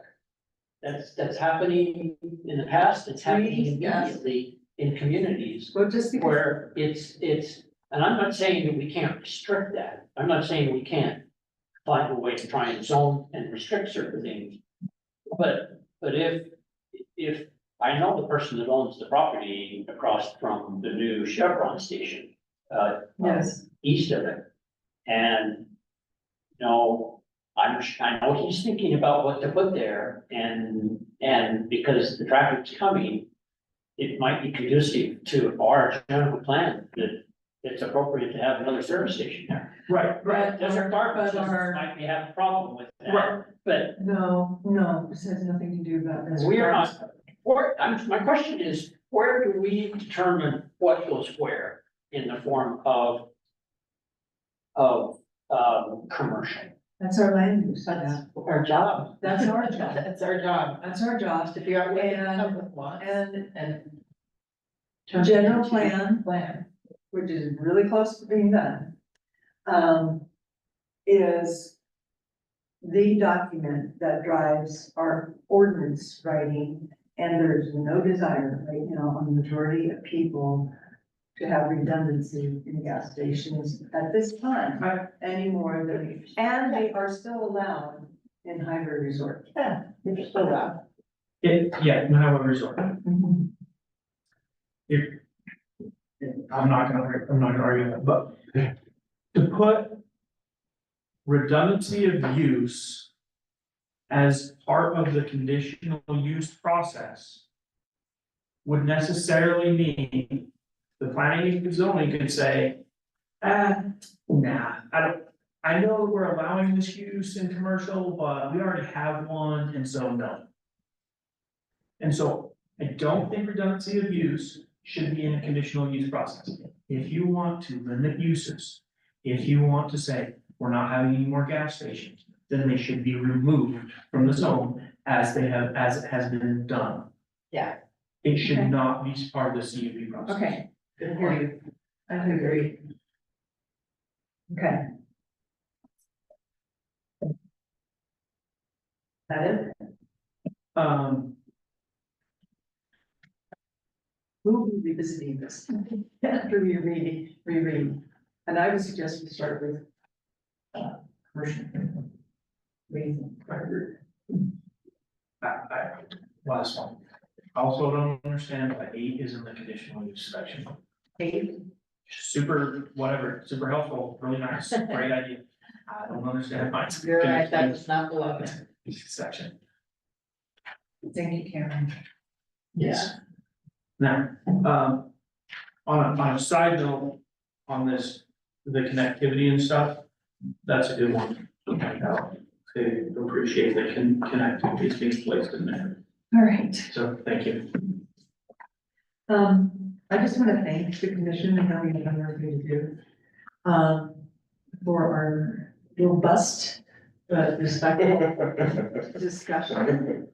And really hearing one another.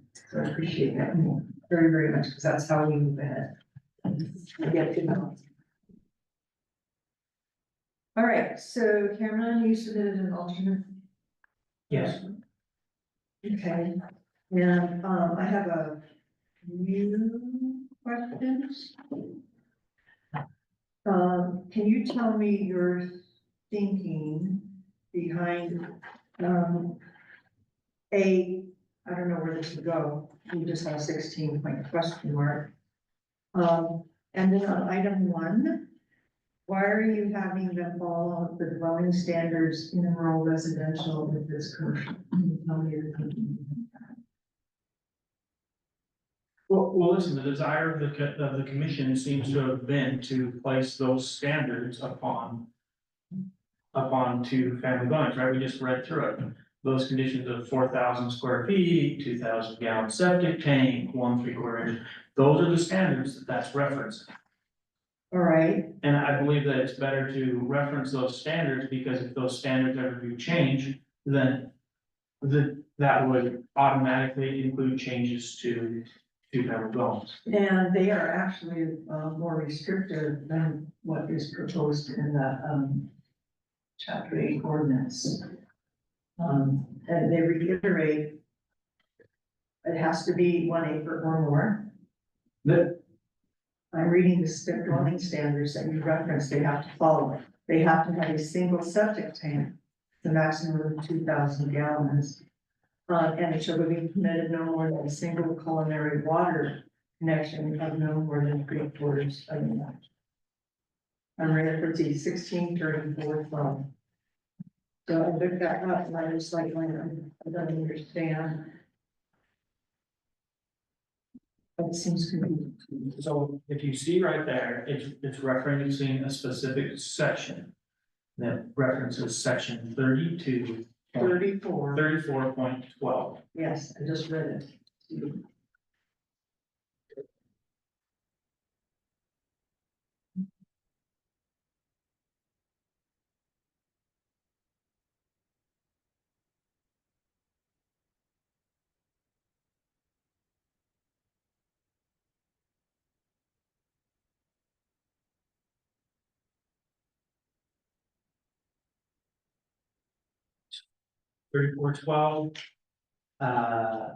There's three things listed on 34.12 dwelling standards. The dwelling in the rural residential zone shall not exceed 48,000 square feet of living area or 15% of the parcel, whichever is greater. The parcel shall be permitted a single septic tank with the maximum capacity of 2,000 gallons. The parcel shall be permitted no more than a single culinary water hookup. No culinary water connection shall be more than 3/4 inch. So that seems to be nearly exactly what the other ordinance stated, right? Correct. Okay, Except for the square footages. except for the square footage is slightly higher. So that's why I referenced But that. it says you also missed the parcels of 1 acre or more. That's not in 34.12. Yes, it is. No, Every five. these standards apply to parcels of 1 acre or more. So if you're saying they have to meet these standards, you're saying they don't have to meet that? I'm saying if the parcel is smaller than 1 acre, then there's different standards. That's what that says. It says follow all the standards outlined in 3412. Where does it say it's smaller than an acre? It does not, 1 acre is not a standard indicated there. All that says is, for the purposes of this ordinance, the 34 ordinances, for chapter 34, the following standards apply to a parcel of 1 acre or more. And then it lists standards. There's no standard there that says it has to be 1 acre. And see, I find that very ambiguous and confusing and not clear. Because you don't delineate, how do you unmarry that introductory statement from a sub-statement? So I don't think legally you can do that. Oh. Also, in the first sentence, it says, though 2 family dwellings may be permitted within a zone, they shall adhere to all regulations set out here. Is your intent to include these in other than commercial at this time in this ordinance? And if not, that should be changed. No, that's not my intent. So if that's the way it reads, you have no problem with changing that language. And I have no problem with updating that reference to say 34.12.A, 34.12.B, and 34.12.C instead of the standard 34.12.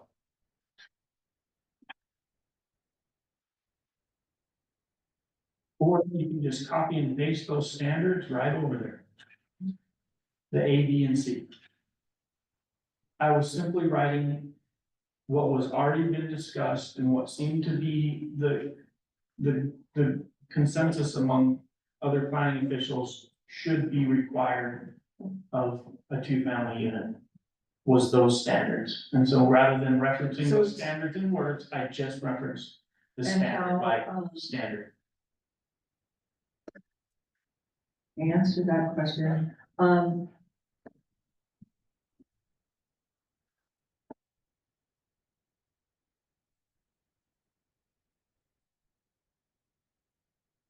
I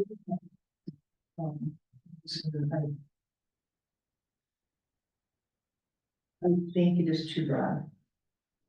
I think there's some holes in it. There is a standard in the commercial zone of 1 acre. Buildable, to build stuff. And, that needs to be acknowledged. If we want to change that, then we need to change it throughout commercial, and to echo your, it should be the same.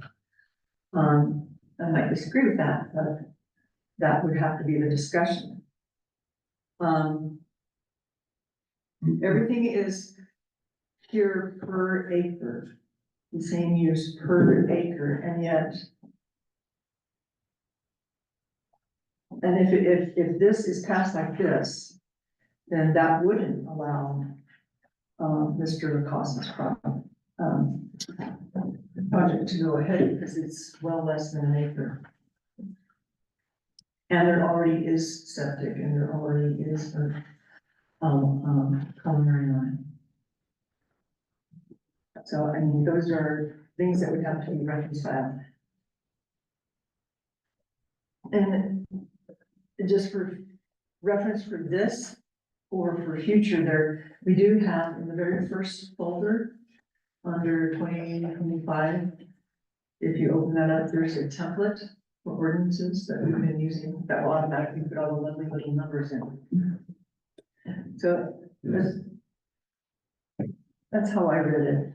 And then it would need to be formatted if we wanted to look further as well.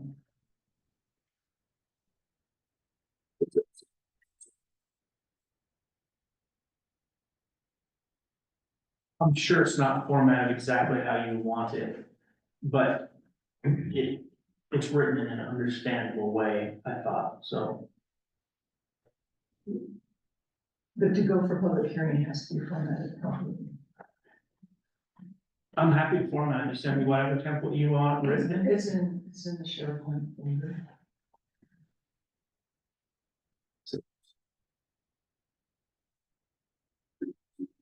You go to planning commission, Okay, you go to 2025, okay, you go to number 1 and process. New ordinance template, all right. there for everybody to access who wants to, yeah. And it takes several times of pointing things out for people, right, that, yeah.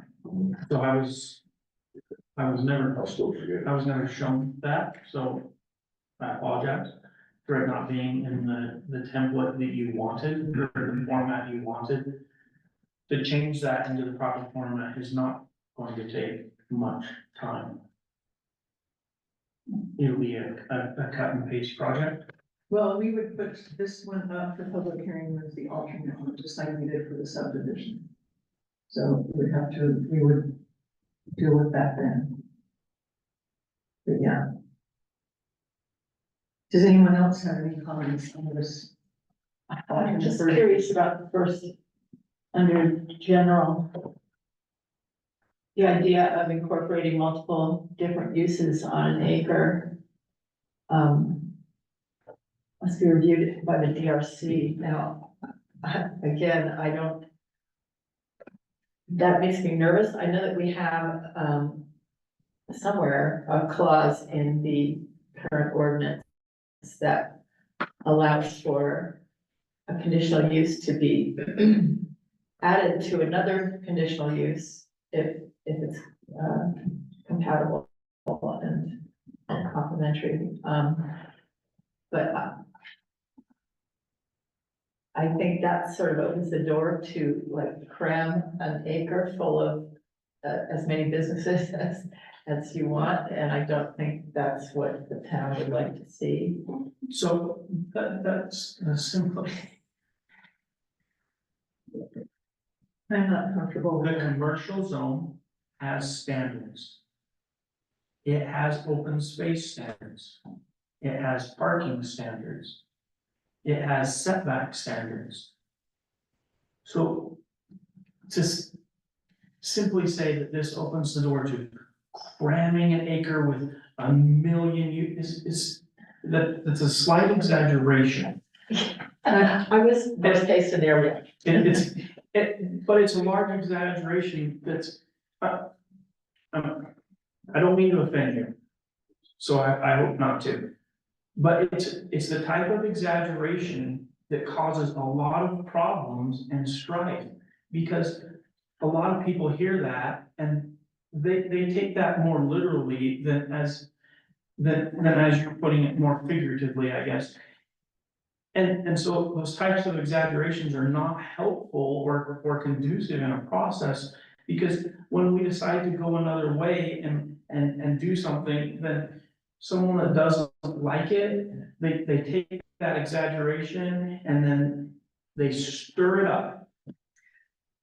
My biggest concern with that statement is it doesn't reflect the results of our survey at all. So let me give you an example of multiple uses on one parcel. Right? I can think of good ones. Right, so there's a gas station going on above Zion White Bison. The back half of that parcel is supposed to be a restaurant, right? So that parcel still has to meet all of the setback requirements, it still has to meet all the other things, but it's gonna have multiple uses on it. If a parcel is gonna have multiple uses, that, I believe that requires a more in-depth review by the professionals that are going to look at it. Right? Because it's easy to look at one project and everyone kind of can see one project and see how it intertwines, but when there's multiple different projects on the same parcel, then it becomes more complicated. And so that's why I put that piece in there, because I do think that if you're gonna do multiple uses, and almost every project that way has multiple uses slated for projects on Multiple acres. multiple acres, right? But where that gas station is only 1 acre. And they're gonna have multiple uses there. That should have additional looking at. And consideration of, right? So if you're gonna do, even if you're gonna do help me out, your last ordinance, Maybe live work. live work. Even if you're gonna do live work and another business together, that's multiple uses on 1 acre. It's good to have extra eyes from the professionals to look at that. I don't think that's a lot to ask, and I think that's actually beneficial to have the DRC, or whatever we're calling it now, to review those type of projects. I totally agree with that. I'm just thinking that, there should be a little bit more, either written in the ordinance or, Give me an example. you want me to give you an example? Yeah. Okay, let's say somebody puts, in commercial zone, put the 2-family dwelling on an acre. And then they look in the ordinance and see that, oh, this is permitted, so they put a restaurant there. And then, you know, they look at the ordinance and they say, oh, that's a permitted use, and then they put a bike rental shop on there. Pretty soon, Oh, okay, so I see what you're saying, right? yeah, So, but we don't have an ordinance that says you can only have 1 use, right? There's nothing that restricts us to 1 use per acre, and so they can already do that. So adding the clause requiring a DRC review, well, then the DRC can look at it and they say, no, you can't really do the restaurant because yeah, this is how it's gonna work, like the traffic's gonna be too much and you got these other problems, so even though it's permitted, you already have your house there, and so this additional is just not going to work, right? So I see that DRC is actually a solution to what you're saying and not perpetuating what you're saying, right? And maybe it will work, right? Maybe they'll say, oh, no, we're gonna have a restaurant, but it's only for catering. We're gonna do a kitchen, but we're calling it a restaurant, but we're only going to cater. And you know, it's a bike shop rental, but no one comes to here, it's all online and we deliver the bikes to them in Springdale, right? And so the DRC looking at that, that makes it work for me, right? That actually adds a layer of protection, not removing any protection. I don't think it removes protection, but I do, I mean, except in that it acknowledges the permission essentially to do multiple uses. And I just think that we should probably address that somewhere in our ordinance. I'm not saying this is wrong, I'm just saying it reminds us that there's kind of a hole in our ordinances because we should have some sort of limits, I think, because for one thing, there's no way we're gonna avoid going over that, septic limitation. See, that's, you're making my argument for me, I think, because the DRC will look at that and say, well, you can do a restaurant there. Because, you know, well, for whatever reason, right, they look at it and they see the size and how much or whatever. Or it's all gonna be catering, they look at it and say, okay, so you can fit these two things together, and you're not violating any of the ordinances. As far as setbacks and all those parking, and so you're not violating any of the ordinances there. But your wastewater is not gonna work, you're gonna have to put in this treatment system, right?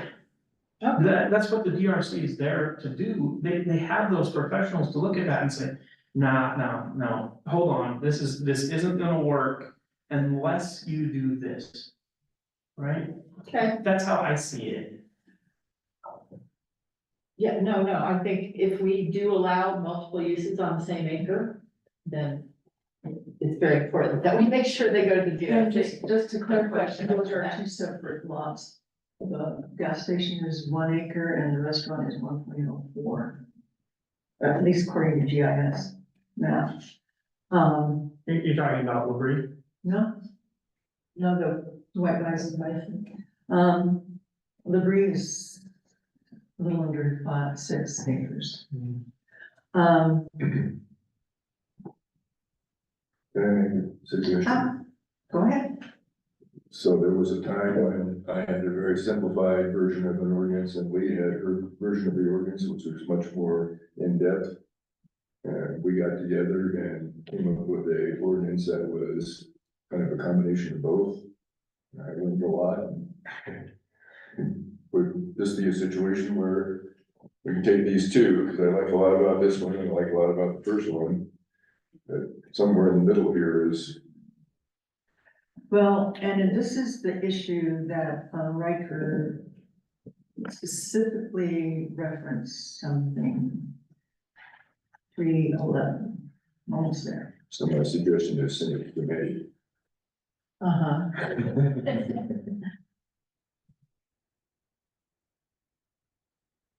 Okay. I'm sure between the two. Spectacular. Can I go back to what we were just talking about? I guess I just don't understand why that statement is there. That statement is there to add protection, right? There's nothing that says only 1 use per acre, but there's also nothing that says that more than 1 use per acre is necessarily bad. Okay, it's just under general in commercial zone. It's under general and commercial zone, so it's not specifically targeted at 2-family dwellings, it's a general advisory for the entire zone. Yeah, I see that, so it's doing 2 things. I mean, if a gas station was built and they put a restaurant on the side, like they put a little taco shop on the side of it. I mean, that should be reviewed, but that's not necessarily bad, No, right? And so as long as we're following standards, I think the extra review is good.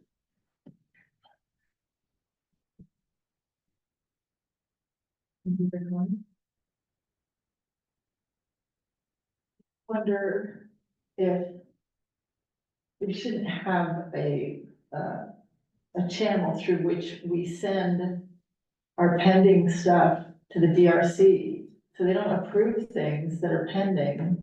I don't know if they're even aware of our Pending legislation. new or pending ordinances. And so that could be how they've managed to approve things that were not allowed by the ordinance in the past, so. That has happened. Well, the mayor is part of the DRC. No, No, she is not. She attends the meetings. She's not part of it. Does the mayor not attend the DRC meetings? No. Who attends the DRC meeting? The fire district, UDOT sometimes, the zoning administrator, Shyla, Public Works, the building inspector. Do we have a town building inspector, is it? No, he works for us, there's contracted. I'm missing somebody, So, Fire chief. Lawyer. the town engineer. If need be, sometimes the town attorney, so so it's all people that look over plans and. wouldn't it be, there's stuff. I would think it would be appropriate that the DRC would necessarily have someone from council or the mayor at the meetings, and they would know about upcoming ordinances. or, At one time, they talked about putting the chair of planning and zoning in the DRC, but, you know, They did talk about having someone, from planning and building at. But when we did the new subdivision laws said that, planning and zoning can only be, involved in one step. And so everything we were, trained on and were told by consultants was that should be a fact. and the same thing would be true of council. Well, it's because, Council members can have nothing to do with subdivision. Right. but that's also subdivisions, right? And so. if you guys are supposed If you to have- write the laws. not enforce the If you laws. have a member of planning and zoning serving on the DRC, as in an advisory, non-voting role, I wonder if that would be legal. I would, We should I wouldn't do be it. opposed, I wouldn't be opposed to Would you that. have, the town manager on the DRC? and the town manager necessarily would know of upcoming legislation. Yes, I mean, that's something that's new and upcoming, so that might I be don't- something that he might be attending is the DRC meetings. as well. I think that's the answer, because Our town manager is also going to keep over community development, so that is something Right. that he most likely is going to be attending, because he's over community development, so. that will solve the problem without tainting. And that anybody probably is from going either to be board. solving your guys' issue that you're having. So. The other thing that I really don't like about the other ordinance, and I'm fine with working together, not with whoever. If something needs to be changed, but I would need. Input that's more specific than it's too broad. Like, I can't work with that input, so I apologize, I have to have specifics, I'm not a smart person.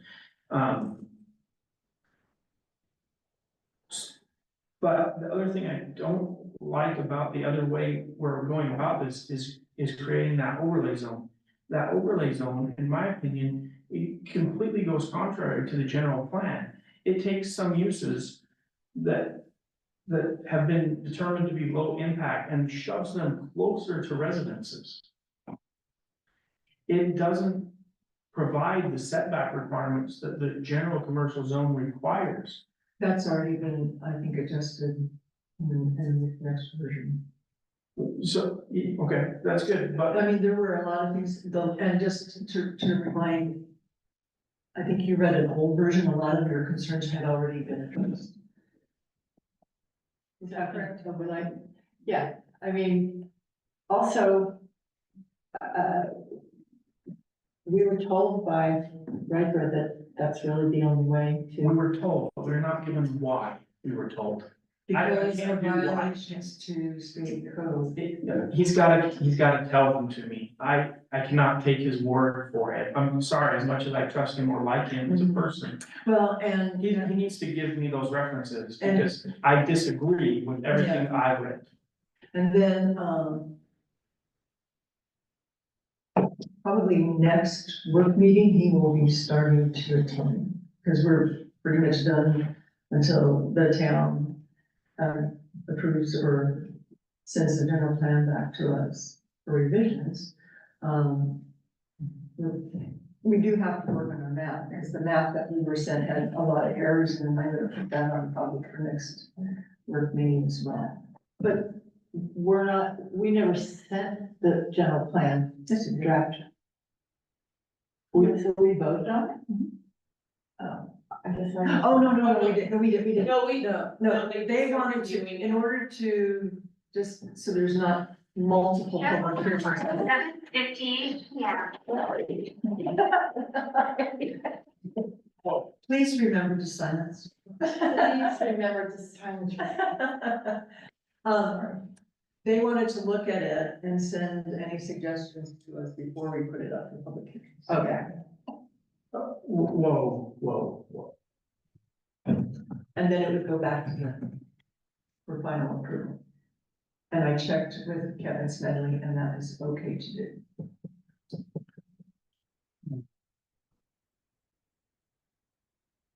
I think that's a very gray area. Because I double checked. that's fine, I'm just telling you that seems like a really gray area to me. I don't like that plan. To send a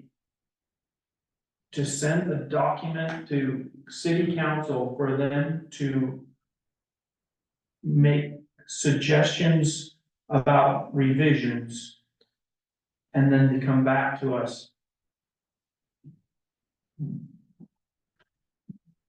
I don't like that. I consulted with, Mr. Smedley on that to make sure it was okay to do, and he, who is the city planner, How about we check with the town attorney about that? well, he's aware of it. How about we ask him if that's appropriate? I don't have a problem with that. Yeah, why don't we ask him if that's an appropriate way to run a document?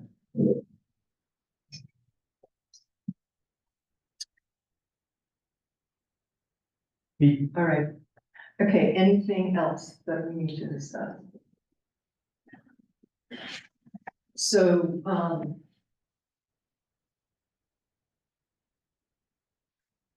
And, well, can I clarify my reason why? So when you talk to the town attorney or whoever you talk to, sure, it's because the town council and the mayor should not be giving indications of how they would vote on a proposed document before public consumption and public comment of that document has happened. And by them suggesting and making edits to the document, they are necessarily indicating the way that they would vote on that document. If those changes, it could be construed as they're saying they would not, or they would vote for this document unless these changes are made. yeah, I will check, but that's not how it would be. I don't really see the difference between that and Them sending it back. them sending it back or them telling us. They're gonna do the write same an ordinance to do X, Y, Z. The difference is that it's come after an unbiased debate and input from the public before it goes to them and then comes back to the public. Public hearing. We are reversing that order. No, If I hear you. town council and the That's why I mayor understand. are all suggested not to come to planning and zoning, not to make comments on ordinances, because it could be an indication of how they would vote on that ordinance before public input has been received. This would be essentially the same thing, but in the back room. Well, Asian mind, they haven't even looked at it, so. No, It's fine, Yeah. right? I'm sure they've all read it and have opinions. No, they Right. haven't even looked at it, they haven't even got to it, they haven't opened it, looked at it, saw it, reviewed it, Yeah, thought about it. individually they might have, but, and it's fine. I'm just talking about the look. You know, I would be very nervous about it if this was an administrative decision. yeah, You know, if it was like somebody's application or something like that, then a conditional use permit or something like that, then yeah, that would be totally inappropriate. But this is a This is a legislative district, which has more impact on the community than a administrative decision. Does, so it also is. Right. It's open to generous input from all sources. It is open to generous input from all sources, and I'm sure they all have opinions on it. But if we have this document up here and we say, oh, well, it looks like, town council wants to change this right here to say something else, they don't like the way it was worded. So we're gonna change that, because town council didn't like it, oh, and we're gonna change this, town council didn't like it. Then the public is gonna say, well, do my comments matter, because they're just changing all this stuff, and I don't agree with town council on this. I haven't even got to voice my opinion, in fact, I'm probably not gonna voice my opinion now, because it doesn't even matter. Town council is gonna vote how town council is gonna vote, so why should I even say anything? I will check. I disagree throughout, but I think. And I will check, and I did check, but I will double check. To make sure that that would be an okay thing to do. And, I hope it is, because I hope it's not. we'll find out. You know, I'm good either way. That's good, let's find out. Yeah, I'll just find out. But,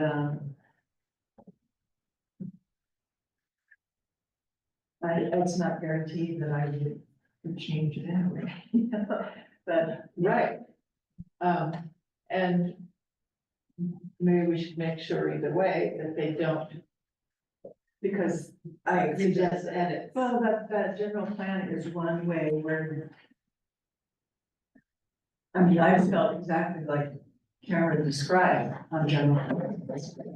Yeah, I have felt that way, and, I will do everything so that doesn't happen. That's why the general plan was written the way it is. I feel everything. And I think the town has taken a look at the general plan survey results, and their goal is to make sure that those two coincide. Yeah. And, that, I'm good to go, and I will reach out and have the consultant on that, okay? And if we could please all dissect the commercial zone and this idea of standards and clarity and new things and. I've read it several times Yeah. regarding my own project and I'm Yeah. confused, so. Yeah, and so that's exactly, how can we make it Right, clearer, how can we make it better match what we know the general plan? Email is sent. Hmm? Email is sent. Say that again? I said the email is sent, asking the question. Oh, Ricky, thank you, I really appreciate that. Thank you again. Lots of food for thought.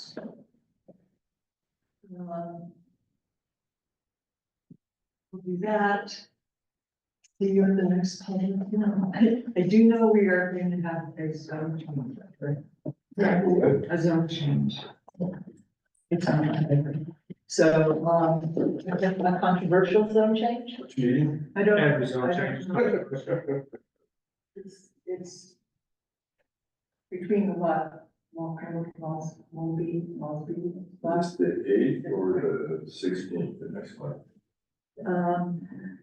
So, for next month, our meetings in July are, our public hearing, regular meeting will be July 8th. And our work meeting will be July 16th, and that's the one that's iffy for you, the work meeting. Right, it'll be remote no matter what. If I can make it, it'll be remote. The Okay. eighth, I'll be here, is that the one with the zone change or is that? Yes, Okay.